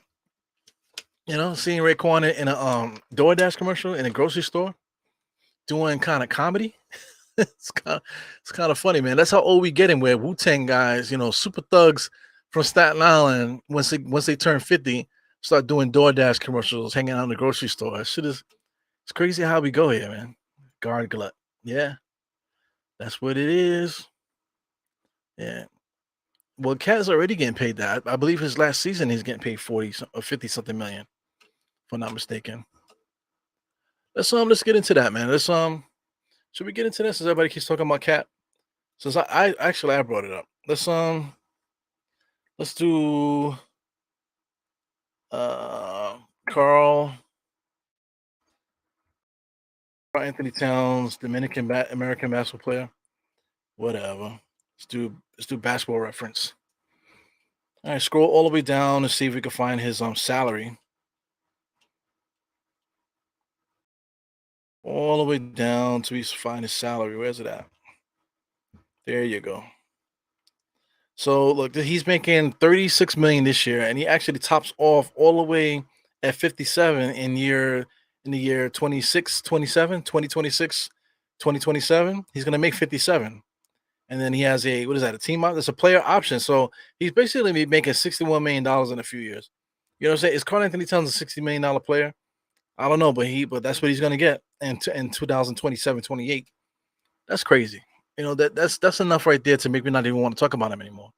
Because like now you're talking about somebody that's deeper into his prime, somebody with injury history, that's like way deep into his prime. How old is this guy? How old is Cat? Got to scroll all the way back to the top. How old is Cat? Cat right now is 27. Boy, 27. So you're talking about 5 more years or so, right? Where he's gonna be 32, making $61 million per year. Man, that's a big time commitment. So people keep throwing first round draft picks. If you're gonna trade for Karl Anthony Towns, I can't give you no draft picks, fam. I can give you Mitchell Robinson. I can give you RJ. You know what I'm saying? If you want IQ as well, I'll take Karl Anthony Towns. They're gonna have to give me something else to come for the ride. Because listen, this guy's gonna make $61 million at one point in his career.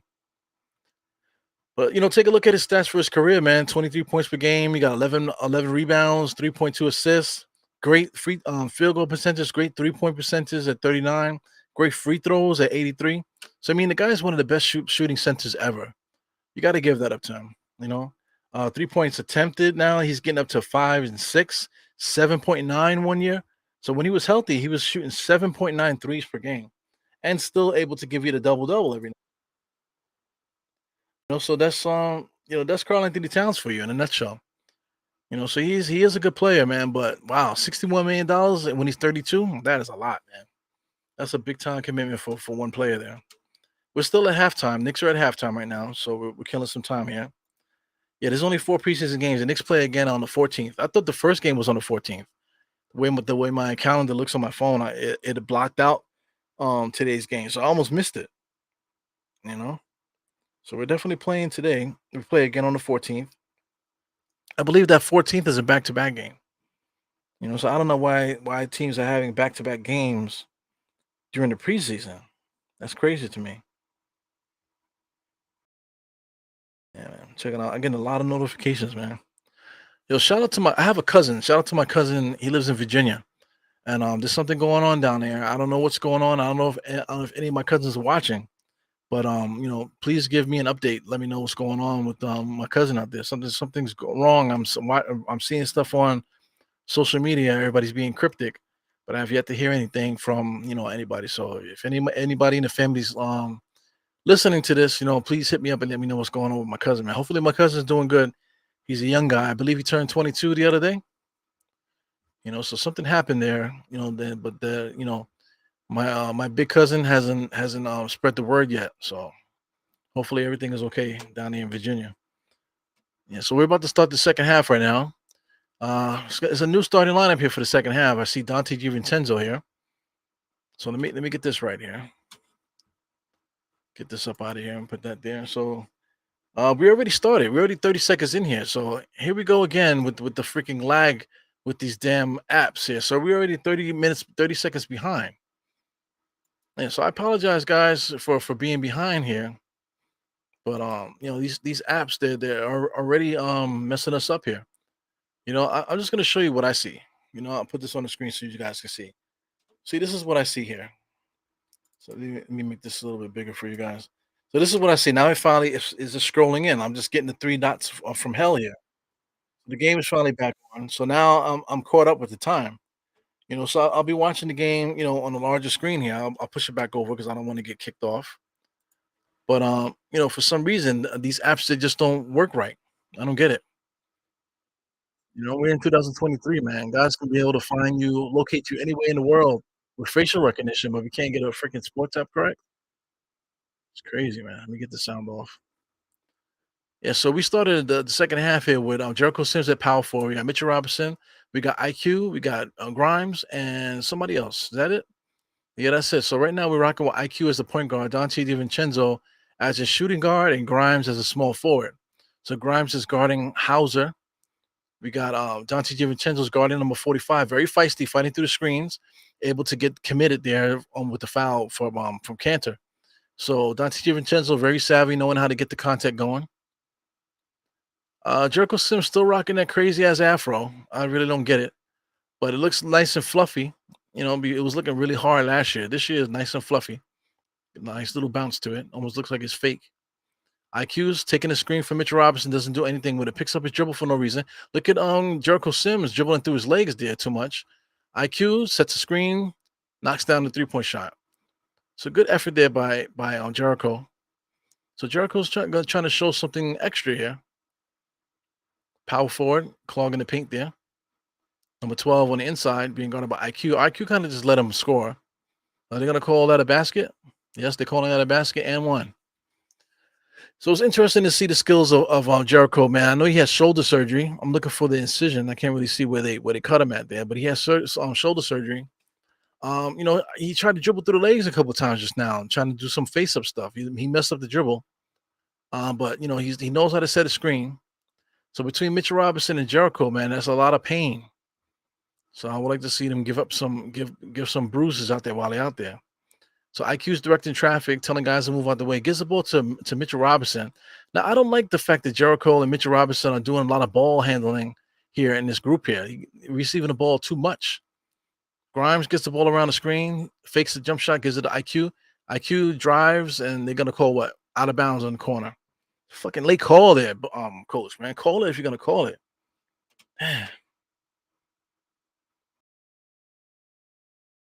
Consider a chiropractor. Yeah, that's the next thing. I have yet to go to physical therapy, but I got to check that out. The Guardians of Dreams link again, okay.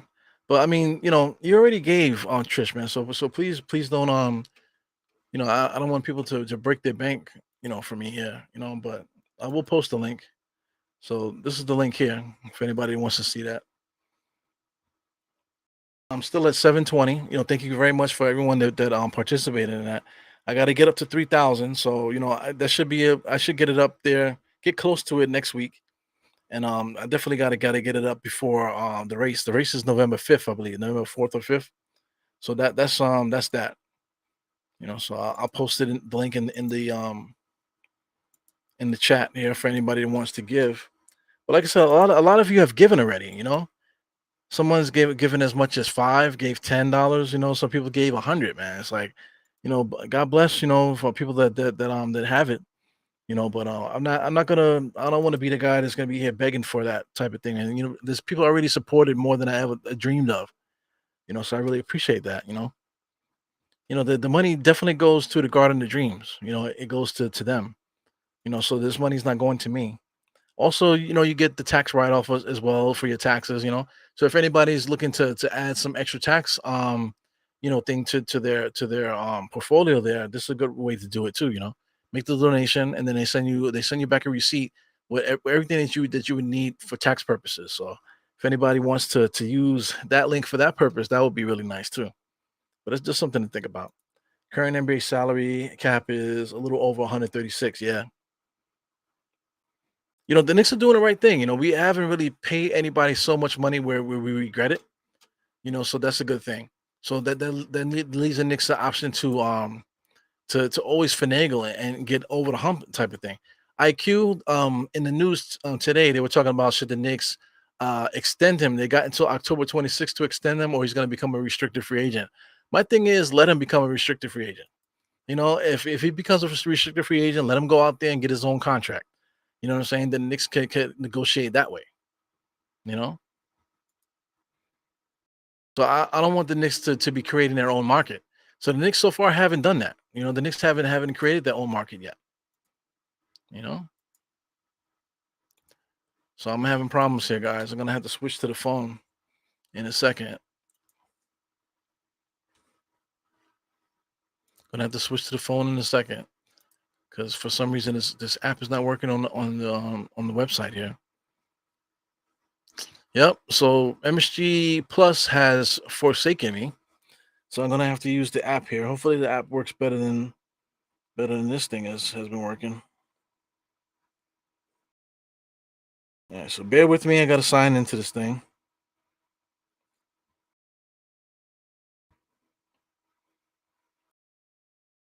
Yeah, so Garden of Dreams is great. Of course, I picked them because they're Nick affiliated, Nick and Ranger affiliated. So I wanted to keep it at home. Plus, I also worked in a hospital before, so I used to work for NYU Medical Center, and NYU Medical Center. They used to show up. They used to be in the children's floor. That was floor number 9 during those days. I'm not sure if they changed the floor, but it was the ninth floor in the Tisch building for NYU. And I used to see them pop up all the time with different celebrities and stuff like that. I got to meet a lot of celebrities also because of that, because I was serving food to these patients and stuff. So I know it's very important for what they do, because a lot of these kids, man, are terminally ill. They have no shot. They're doing experimental things to them to see if they will help them out. But a lot of these kids, they have no shot to make it. With the cancers and some of the other diseases that they have, that they just have no shot. So with a place like Garden of Dreams, they come through and they provide different things for these kids, and I think it's a good thing. And then one thing about charities, you really don't believe it unless you see it. So I got a chance to see them a lot, you know, over the years. This I'm talking about 20 years ago when I used to work for NYU. Ah, yeah, yeah. So here we go. I don't know what's going on. So this must be something going on on their end. That it's just not working.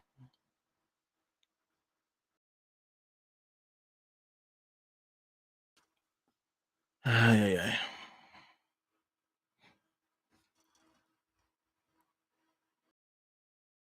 So it's telling me that it's failed. Something went wrong. Ah, Dios mío. Let me try one more time here with this.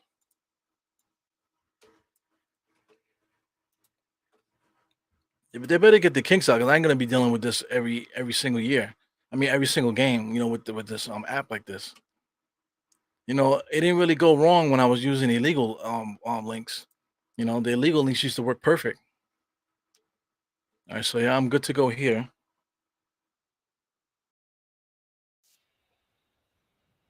All right, turn the sound off. So right now I'm back. 7 minutes and 56 seconds.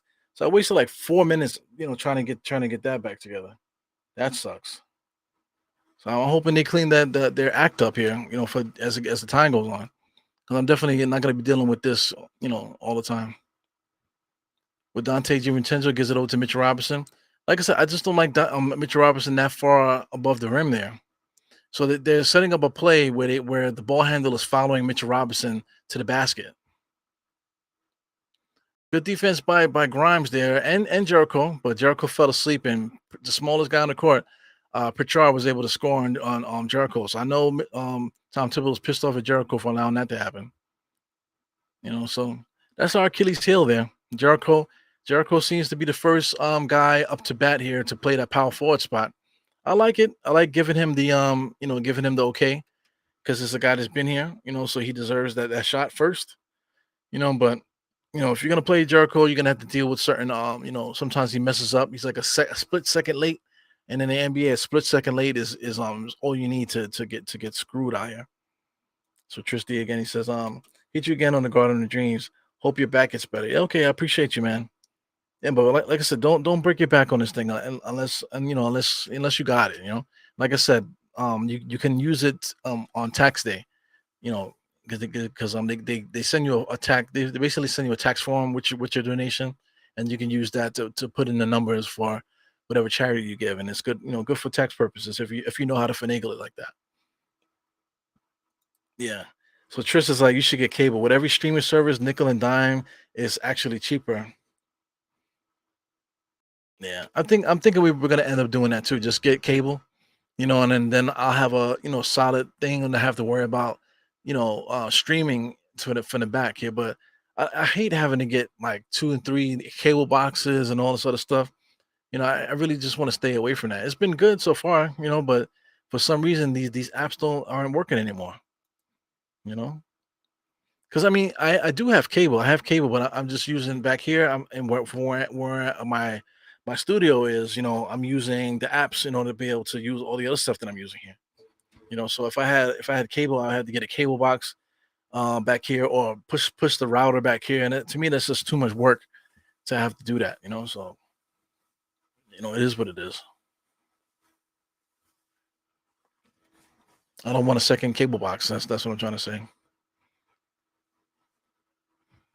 Because that's when it gets crazy. Because you need a cable box for the living room, then you gotta need. I'm gonna need another one back here in order to watch these games. It is what it is. Yeah, Sims he needs minutes to improve. But how many years has Sims been in the league too? Jericho Sims. Jericho Sims been in the league for a while too. Jericho Sims. I'm not a spell Jericho. There you go. Jericho Sims. How many years has he been in the NBA? So 2 years. This year is gonna be his third year. So he's been in the league 3 years, man. He's 25. He was 24 last year. Right now he'll be 25 in 10 days. He'll be 25 in about 11 days. You know, so he's been in the league for a while. He's an older player, so I mean, by now, in the NBA, you shouldn't be learning. Learning by playing time. You should be already self-made already. You shouldn't like force feed guys minutes, hoping that they get better. You wish that we can get away from that type of thing. I know this era, that's what it is. These young guys, they just need minutes in order to get better. As Grimes hits another 3-point shot, nice little touch, kind of like touch, and he just did just now. He was able to get the shot off and knock it down. But Grimes, I want to see him dribbling more. Good defensive play there, getting his hand on the ball there. Pass it to Dante DiVincenzo. DiVincenzo was able to get to the rim. 45 is able to get his hand in between there and prevent him from scoring. So Dante, I think he hasn't scored yet, right? So right now, this will be his first bucket. This will be his first bucket of the game. Yep. Once he makes his free throw, he'll finally get off his nut for his first points there. So sometimes all you need is to see that ball go in the hoop. So as far as starting shooting guards right now, the first impression from Dante DiVincenzo is he doesn't deserve to start. You know, he got paid a lot. We paid him a lot too, guys. So I don't think he's a starter. I think he's a backup. So we still need that starter, man. I don't know if we're gonna be able to get that. So 68. Dante has 2 points now. So Dante hit both his free throws. So he has 2 points. Decent defense. Still got blown by Pritchard. So this little guy Pritchard, he's kind of like Brunson body wise, but he's more of a face up, kind of guy, not really herky jerky. So he's had quite a few points too, man. He's been impressing in these preseason games. Right now he has 13. Like I said, the last game he had 26. Good defensive attempt there by number 45. Grimes was able to get the ball inside to Mitch, and Mitch finishes with a power dunk, way underneath the basket, man. Sheesh. Richard gives it to Cantor. Cantor top of the key, gives it over to Svi. Wow, Mitch Robinson blocks that.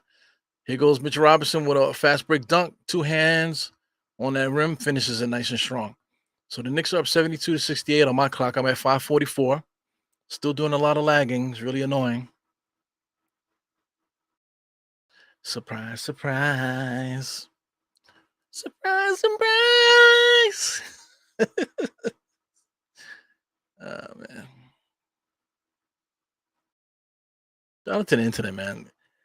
They say all that scrolling is not good. It's messed up. People get depressed and they're unproductive because they stay on their phone scrolling all day.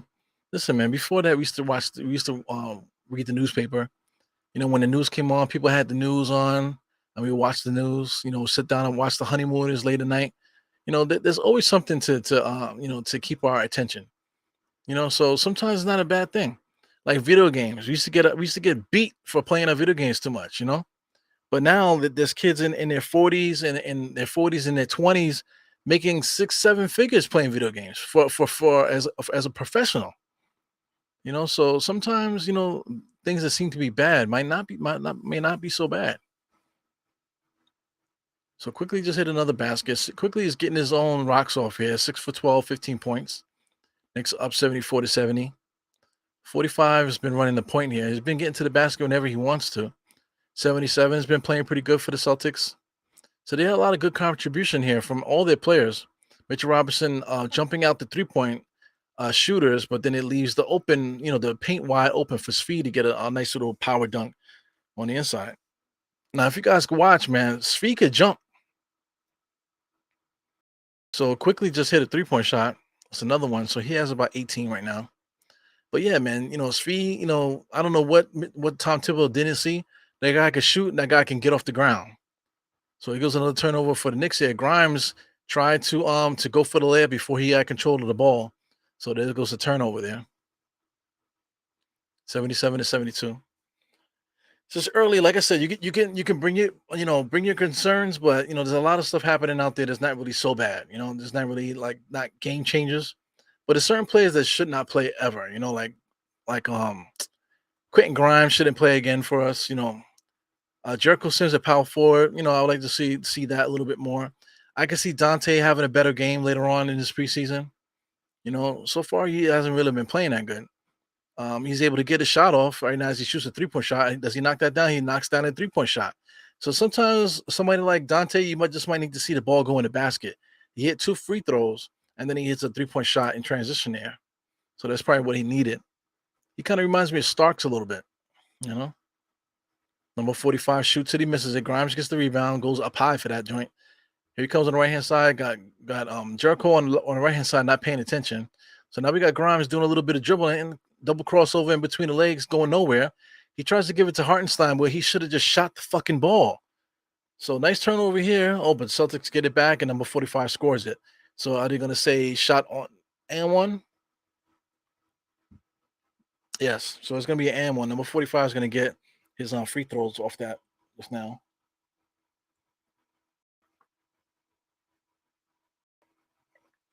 So that's good stuff there.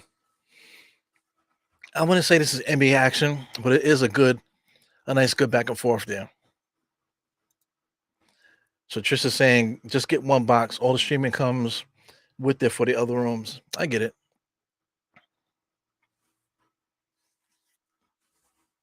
I get it.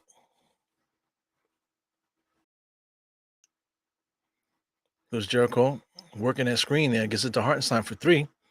Hartenstein shoots that 3. He misses it. Jericho with a nice rebound. What do they call over the back for Jericho? So they call it over the back for Jericho. Jericho's a strong dude, man. So Vinny Vegas said, "Welcome back. You look like you slimmed down." Nah, man, it's the angle. The angle of the camera makes you look like I slimmed down a little bit. If anything, I did get stronger. I did get stronger. You can't really tell from the camera, but like let's say if the camera was more centered, or whatever, you would see the difference here. But I've been getting stronger. You know what I'm saying? My squat is pretty heavy now. I can get about 3 plates on a squat, but I'm afraid to hit that because of my back. But what's funny about it is I can squat heavy. The only thing is I can't.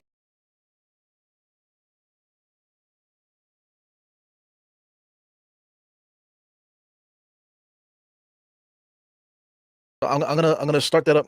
Come on, man. Come on, guys. Let's get it together over here. Messing up everything. Now the stream is dropping too. Now what the fuck is going on here? Yeah, man. So anyway, I haven't been losing weight or anything. If anything, I think I've been gaining weight. I've been putting on muscle. Like I said, squatting. I can go super heavy with squats. I can get it up to 315 now. My all-time squat was like 345. Excuse me, 445. That's my all-time squat. I did that maybe like 5 years ago. Maybe more than that. Probably it was a while ago when I did that. But now I can get up to 315 for a couple reps, but I don't do that because I'm afraid of my back. What I'm trying to say, my back is it doesn't hurt going down because I can put that weight and go all the way down in the bucket and come up. But I can't go forward. I can't like bend forward.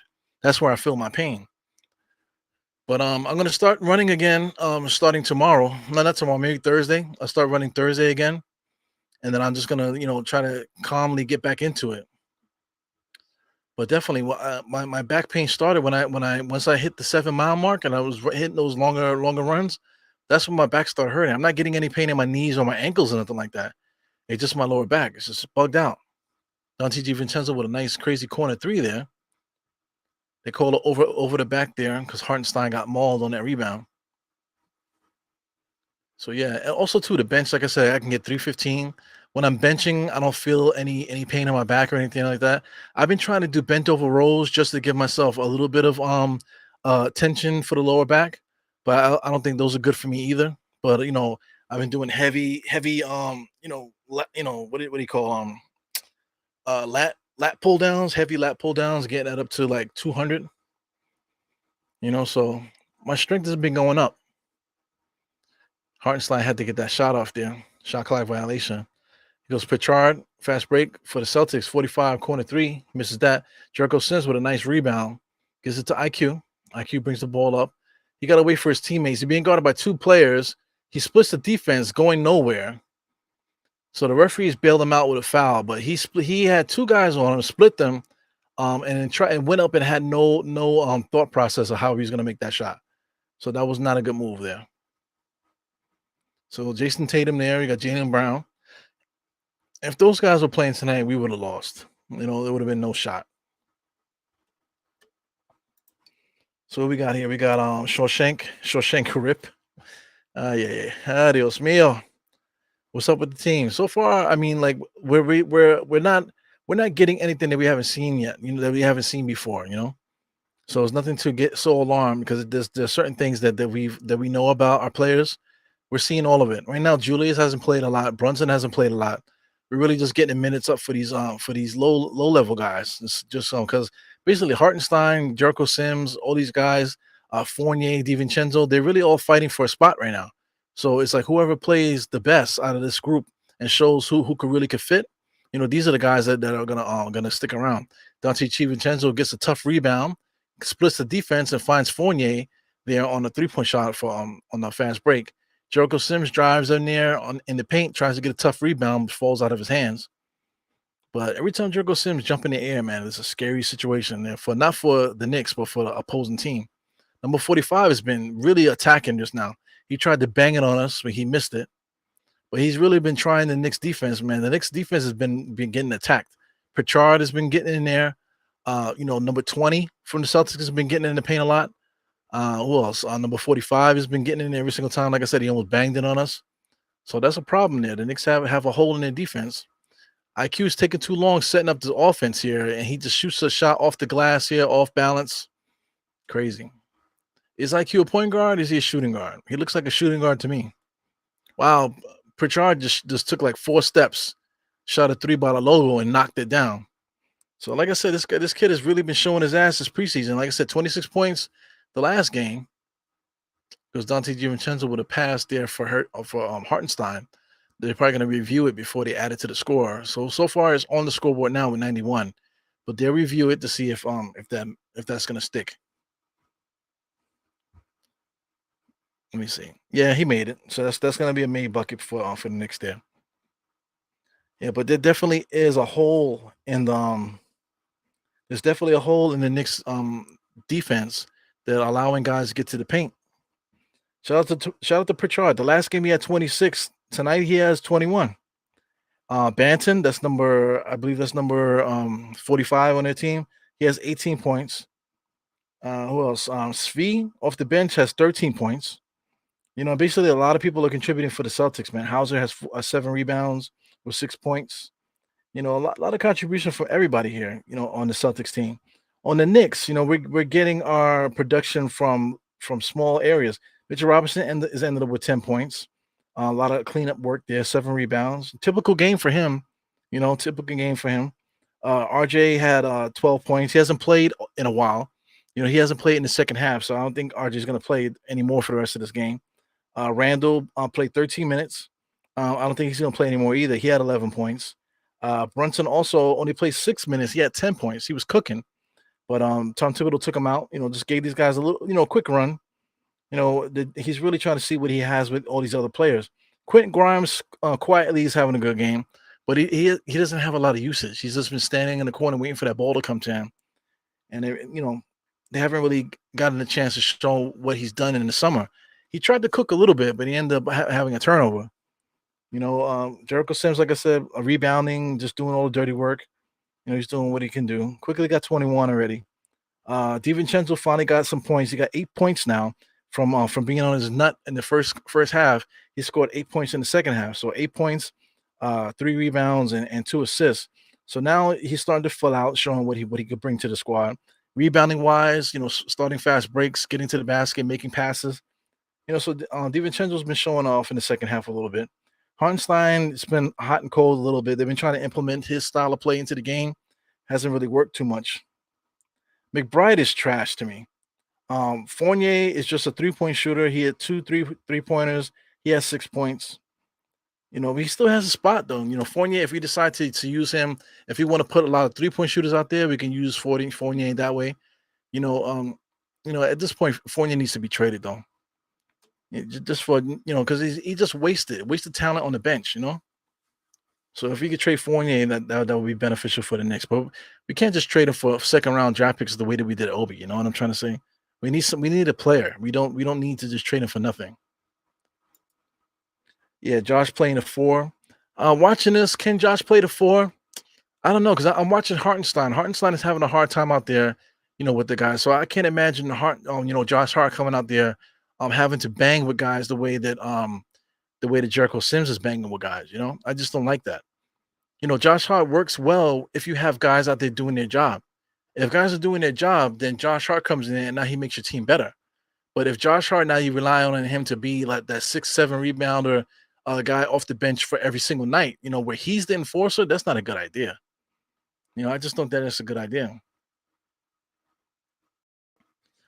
But Tips plays so far, I'm watching a little bit. I'm doing a lot of talking and stuff.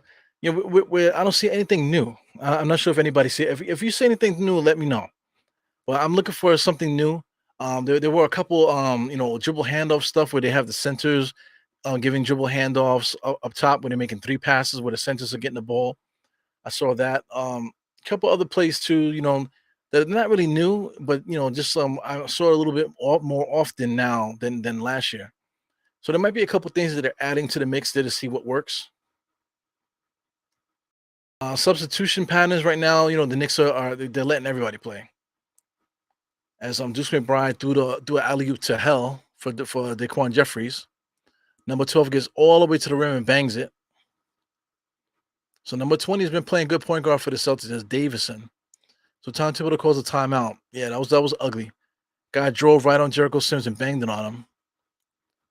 So they're going to show it again. Number 20 finds 12 driving Jericho Sims sailed, just came at him and didn't even make an attempt to stop him, and he just dunked it. So that's a good way to call a timeout. So I mean, so far, I mean, Tom Thibodeau is just doing an adequate coaching job. There's nothing really happening right now where his coaching or substitution pattern is going to come into play. Right now, we're just in preseason, So the coaching is gonna start on game one. Game one, I believe we played the Celtics on the first game. Game one, we could start the dissecting of Tom Thibodeau's playbook and substitution patterns and stuff like that. Because a lot of times we lose these games because Tom Thibodeau puts us in a bad spot. So that's definitely something we're gonna be looking at. So I'm watching Randall, definitely watching.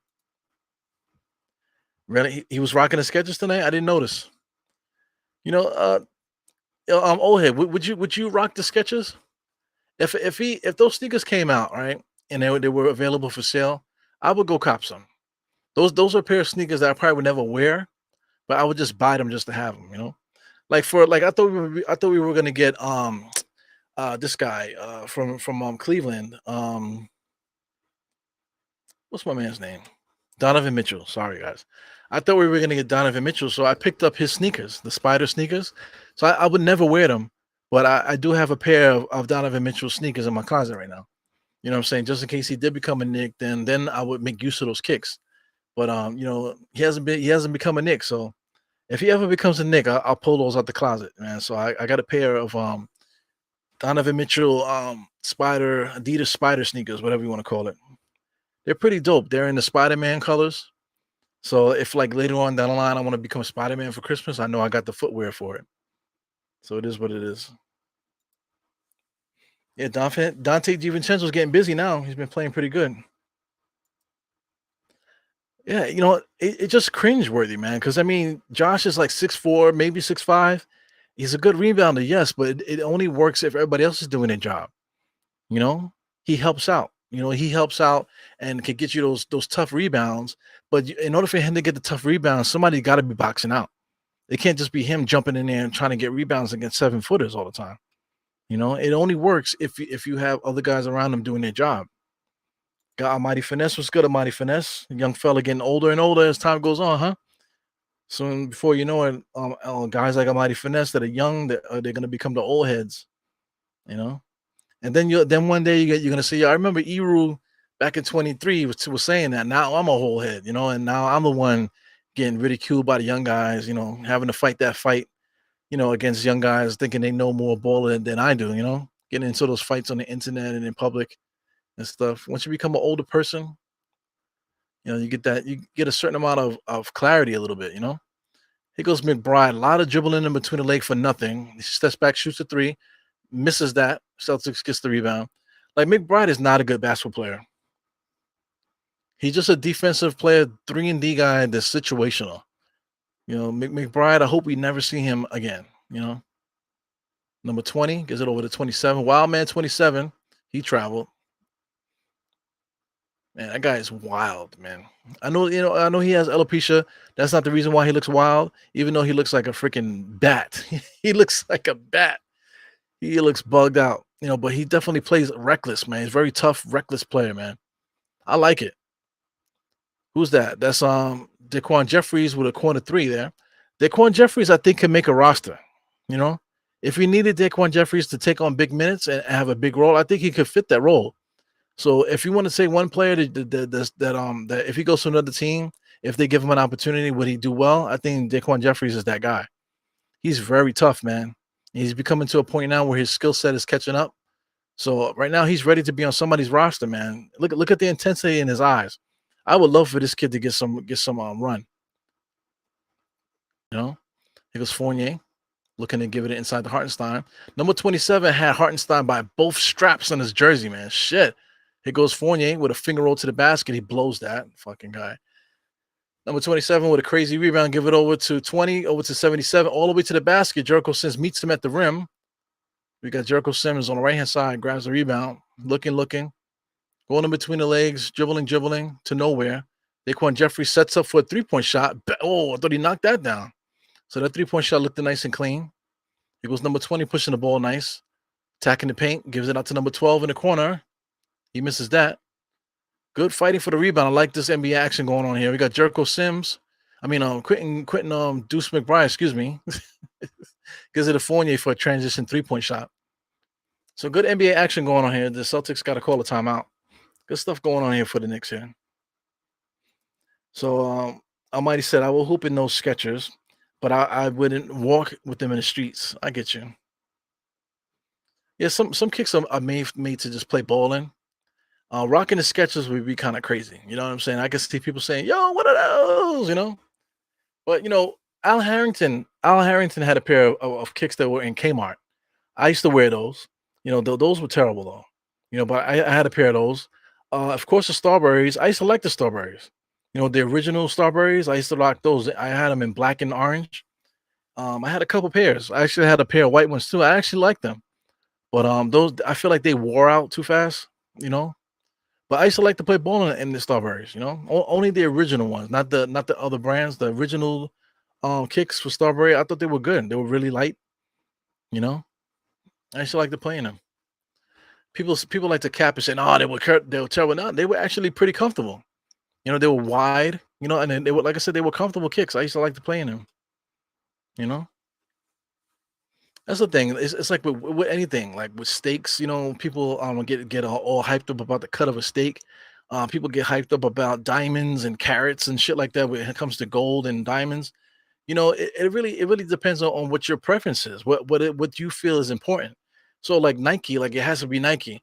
There was one point in this, like in the 70s and in the early 80s, where nobody wanted to wear Nikes. Even Jordan, if anybody's seen that Jordan movie, everybody wanted to sign with Adidas and Converse. Nobody wanted to sign with Nike.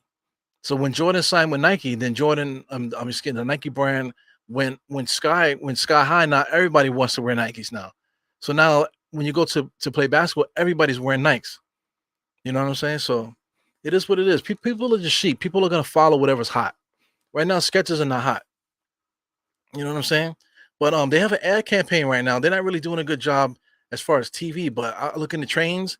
There's been a lot of Sketcher ads in trains where I think Snoop Dogg has his own kick. I think Doja Cat has her own kick also.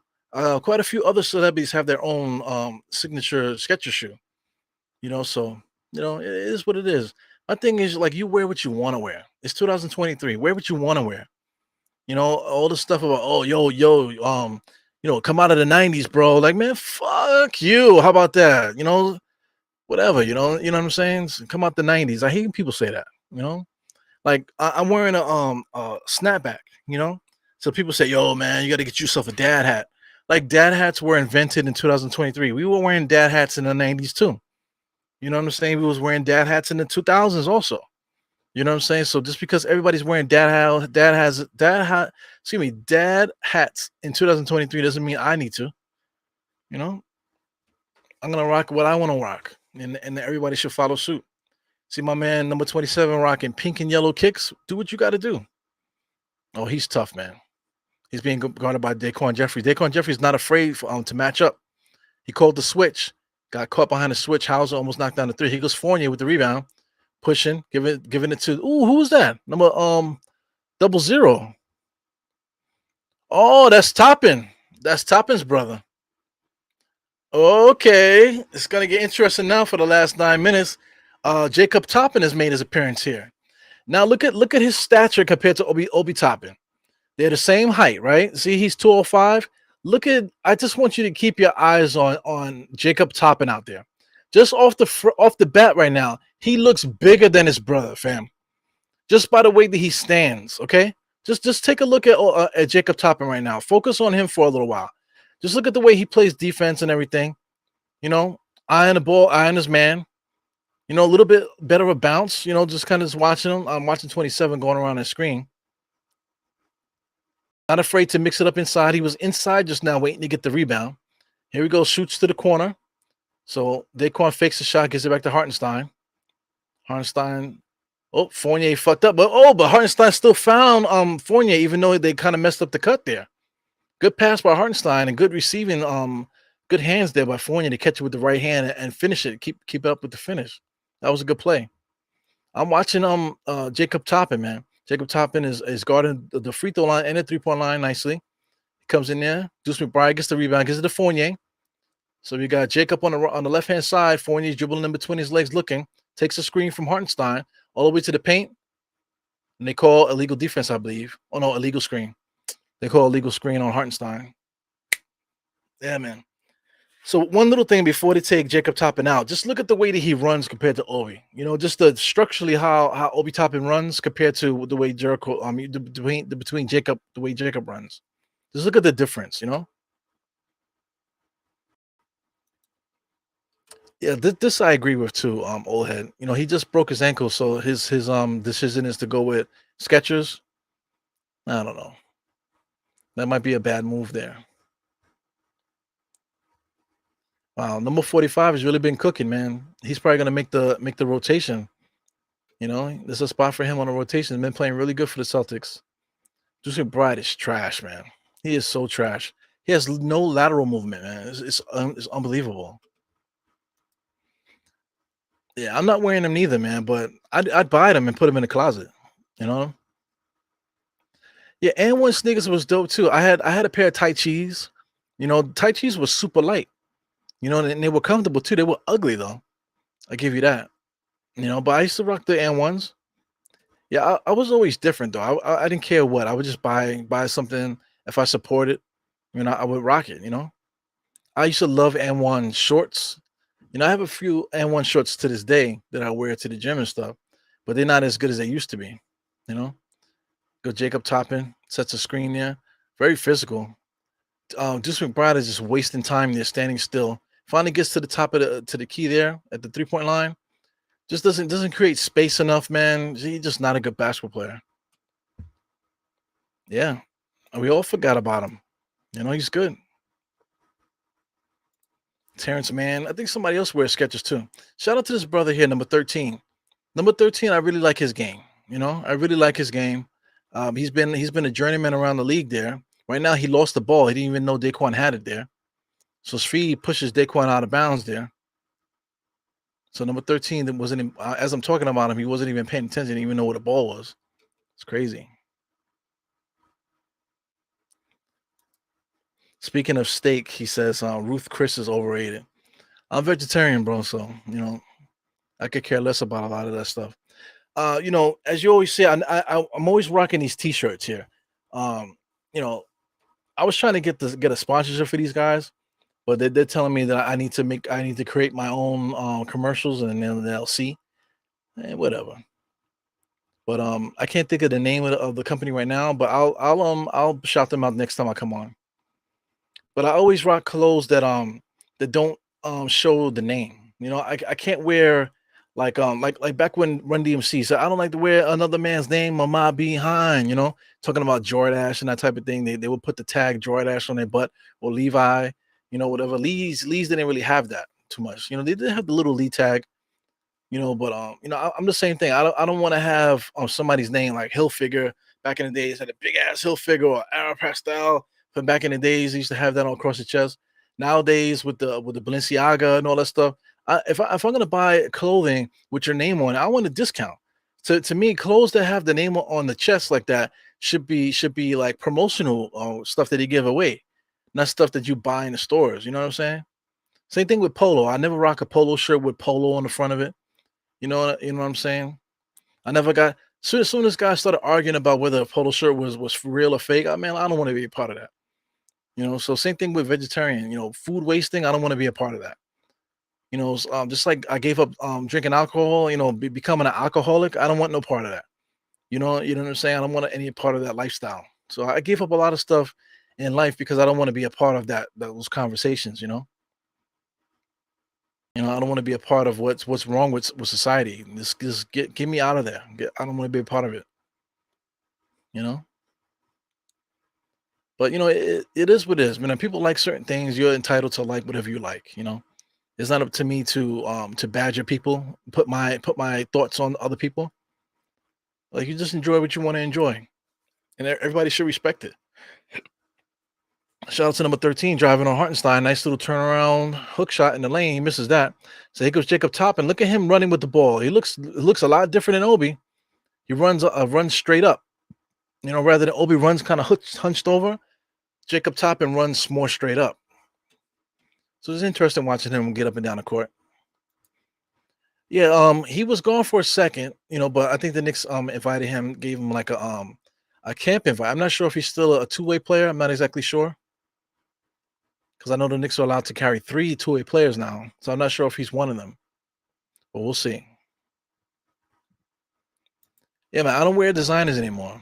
I'm just not a designer guy. So you would never see me wearing a designer unless it's my own stuff. Like I'll rock the Die Hard across the chest. You know what I'm saying? I might even rock the Knicks across the chest. You know what I'm saying? But I'm not gonna go and rock another person's clothing line.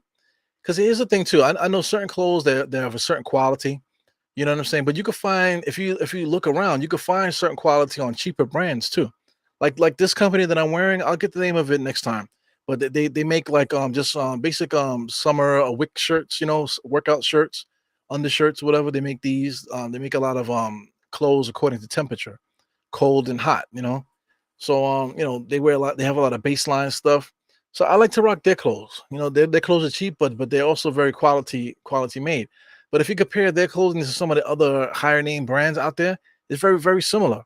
So if you do your shopping out there, you'll be able to find quality clothes without having to spend hundreds of dollars on stuff. Good seal off there by McBride to get the layup.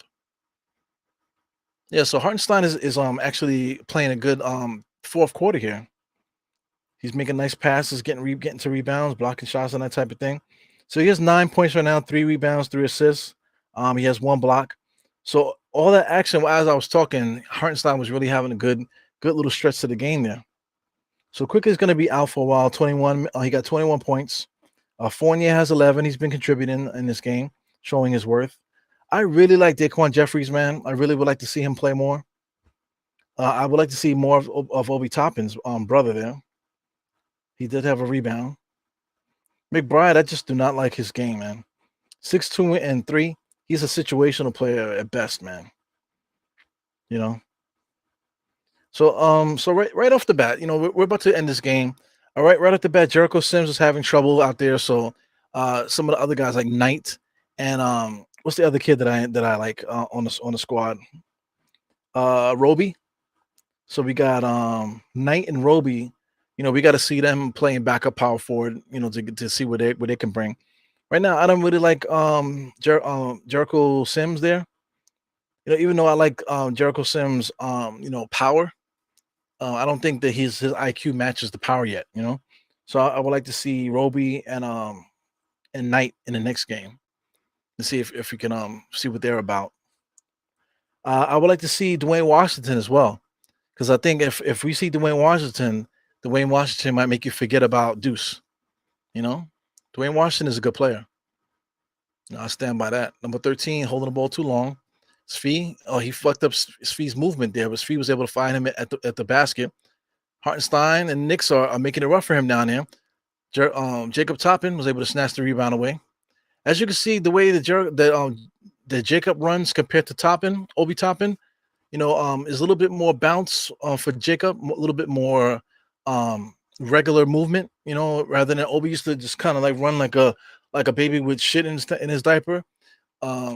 Jacob Toppin is more tall, a little bit more stronger to how he moves, He's a strong 205. Here he goes jumping against number 13. So we can see how Jacob can get up there. I like Daquan Jeffries in the mix there.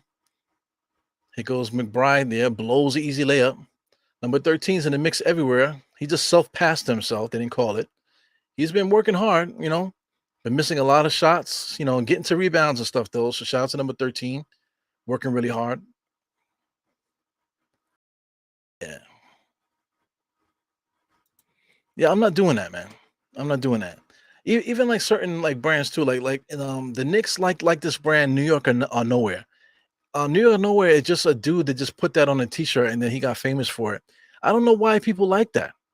Like it to the point where MSG is selling that in their store. You know what I'm saying? And I just don't understand what makes people attach themselves to things, man. I just don't get it. So Knight just made an appearance, man. So Knight is out there.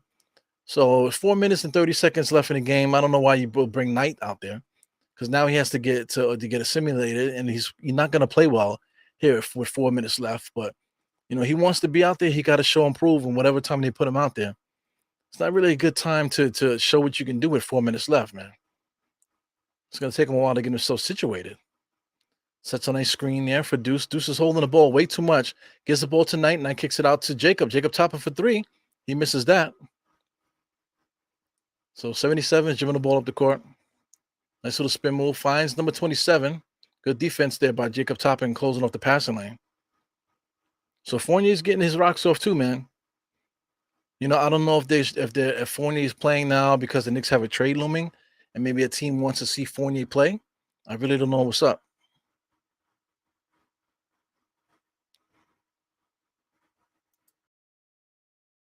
Yeah, man. Tommy Hilfiger and even the polo guy too. They went and made chaps, and I forgot what Hilfiger did. Hilfiger made something else too, and they all came out. Donna Karen and those guys back in the days, they all came out and said that they don't want us to wear their stuff. They weren't intended for streetwear. But now, 2023, streetwear is a big deal now. So now all these companies cater to the streetwear now, which is kind of funny, But back in the 90s and the early 2000s, they did not want us to wear this shit. That's why Fat Farm and Nietzsche, all those designers came out, especially Echo, shout out to Echo and whatever other brands came out at the time. Those were brands that were more made specifically for the hip hop culture. So I gravitated to those designers back in the days. But I still wouldn't rock like that straight like a Nietzsche on the chest. I just don't understand why people love that. It's like rocking a chain. It's like rocking the chain. Yeah, Kith. Kith just came out fairly recently too. They've always had that shop down in Soho, but then now they're like they're like a big global brand too. So you go there and you buy sneakers and stuff for like basically a 20% markup. Like you could buy some stuff that they have in their stores at other stores at least 20% cheaper. But people still go to Kith to buy stuff just because that's the place to go. They want people to see them walking around with a Kith bag, It is what it is. All that stuff never changes. Shout out to Fubu. I never really liked Fubu too much, but people was rocking Fubu, you respect it, So shout out to Pudge. Pudge comes in, he says he likes the squad.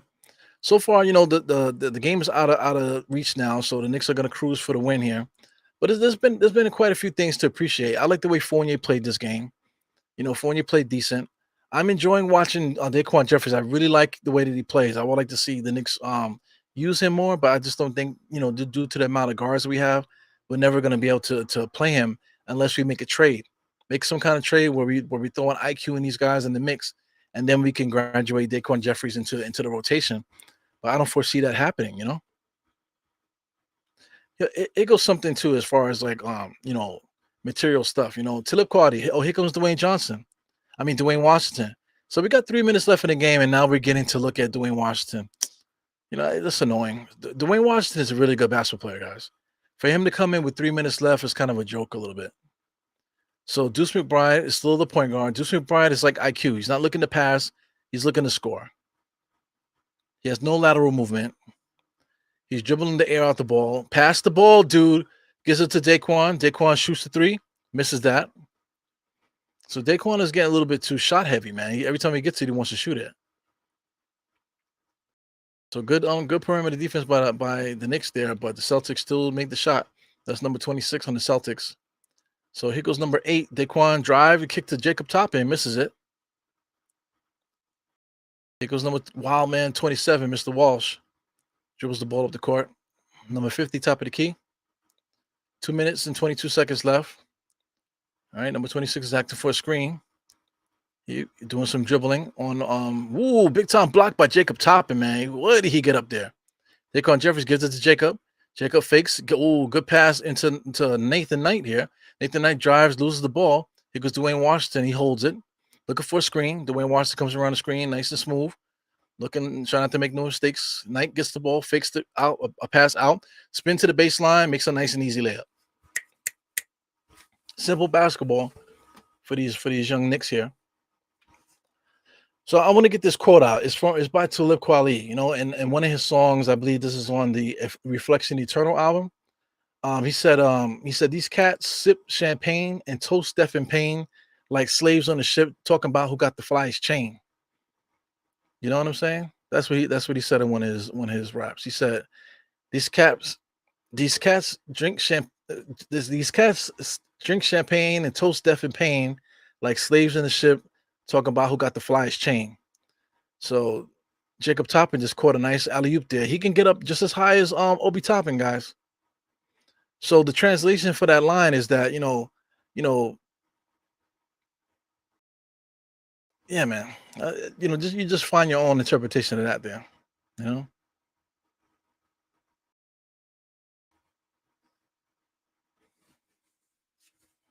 people like to waste money on material things, but thinking that's gonna hide the pain.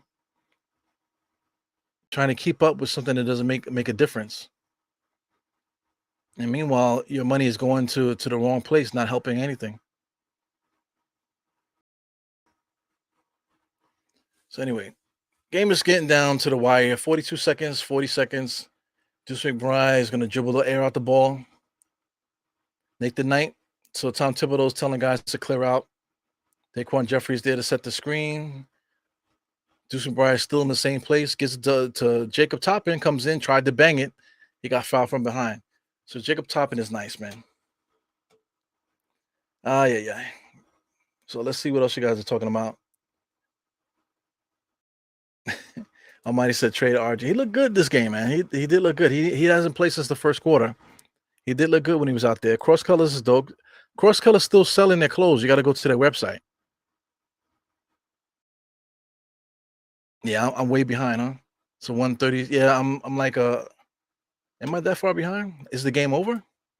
The game might be over. Is the game over? Nah, I'm like 10 seconds behind. Yeah.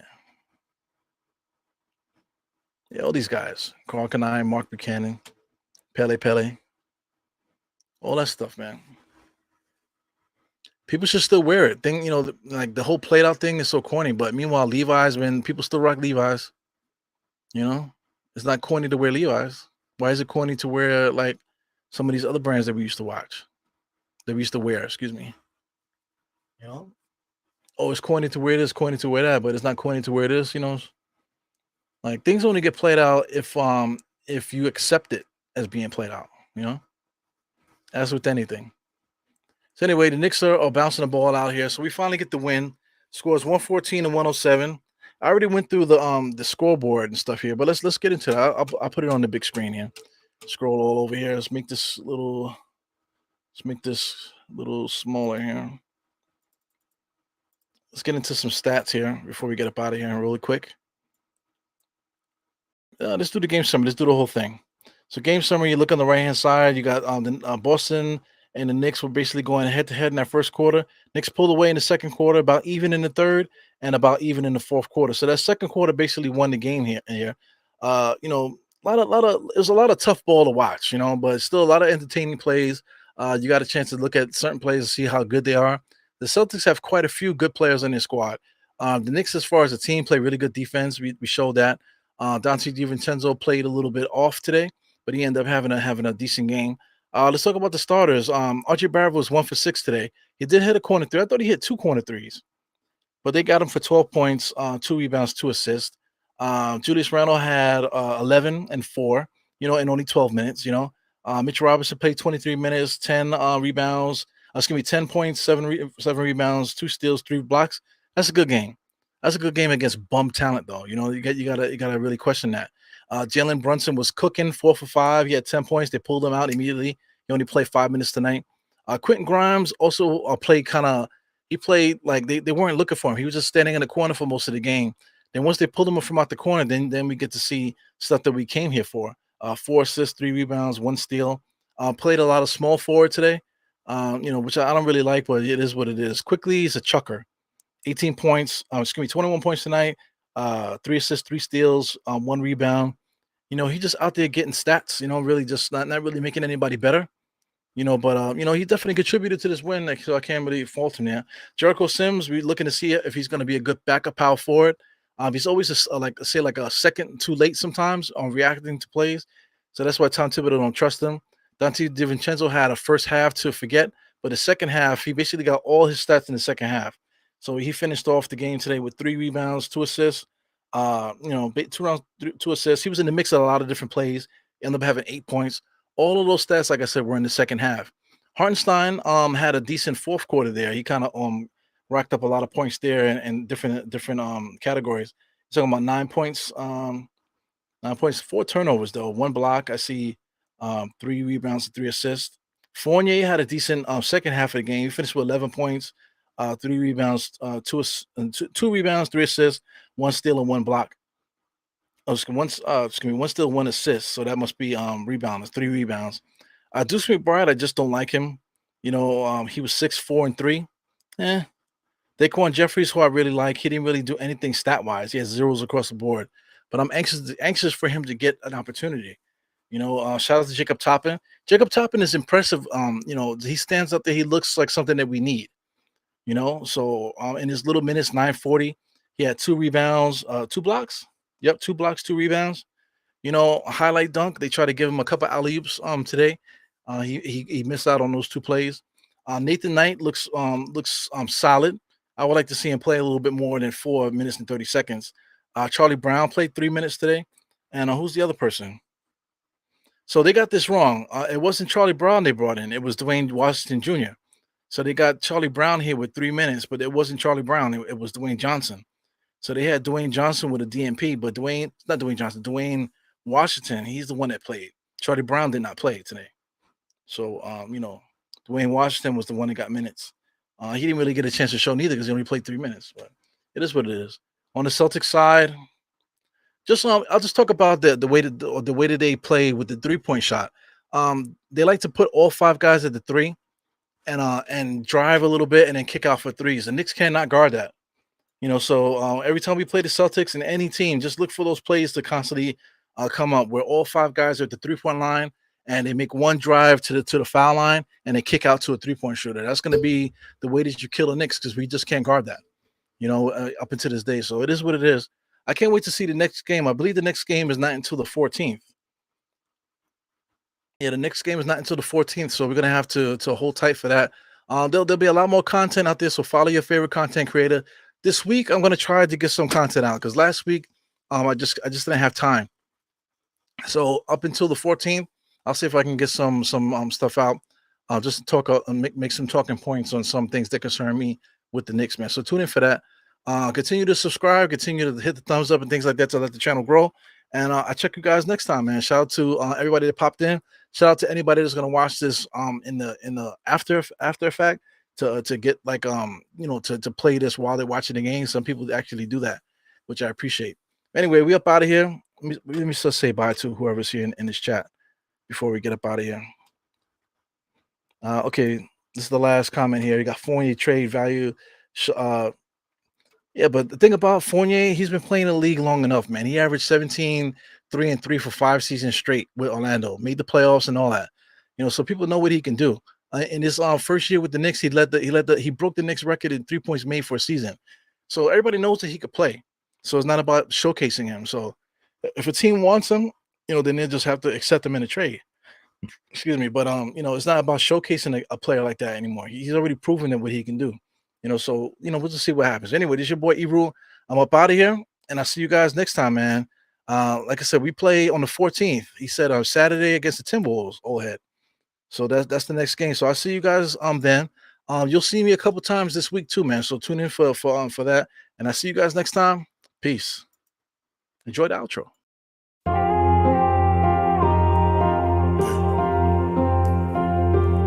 Ebru, I see you. Die hard. Trap. We gonna do this one the right way. We in here forever. Yeah. Die hard. Homie, die hard. You can check the swag, he the realest by far. Swimming in that blue and orange, he the lifeguard. Yeah, he been through some nice scars. He could smell a trophy, yeah, you need it back to back. Represent himself, his own name is on his back. 10 toes down, try to stop him, he come back. Bandwagon hoppers, he will knock you off your tracks. You ain't saying nothing, Nero been here from the start. He been working in the lab to take his team and make it art. See him going over film to help him build and make him smart. He will tell you how he feels because he's real and he got heart. He will never fade away, he will never change his face. Everybody picking faves, and he's feeling out of place. Cause he is for the team, and he always rep the squad. Like that Christmas movie, he gon' always die. City on my back. They ask me what's my name, and it's on my back. I'm just speaking facts. We got big dreams, we ain't looking back. We be really die hard, yeah, that's a fact. We be really die hard, ain't no going back. Make the whole crowd rise like a thermostat. Fourth quarter, I'm the killer that's gon' murder that.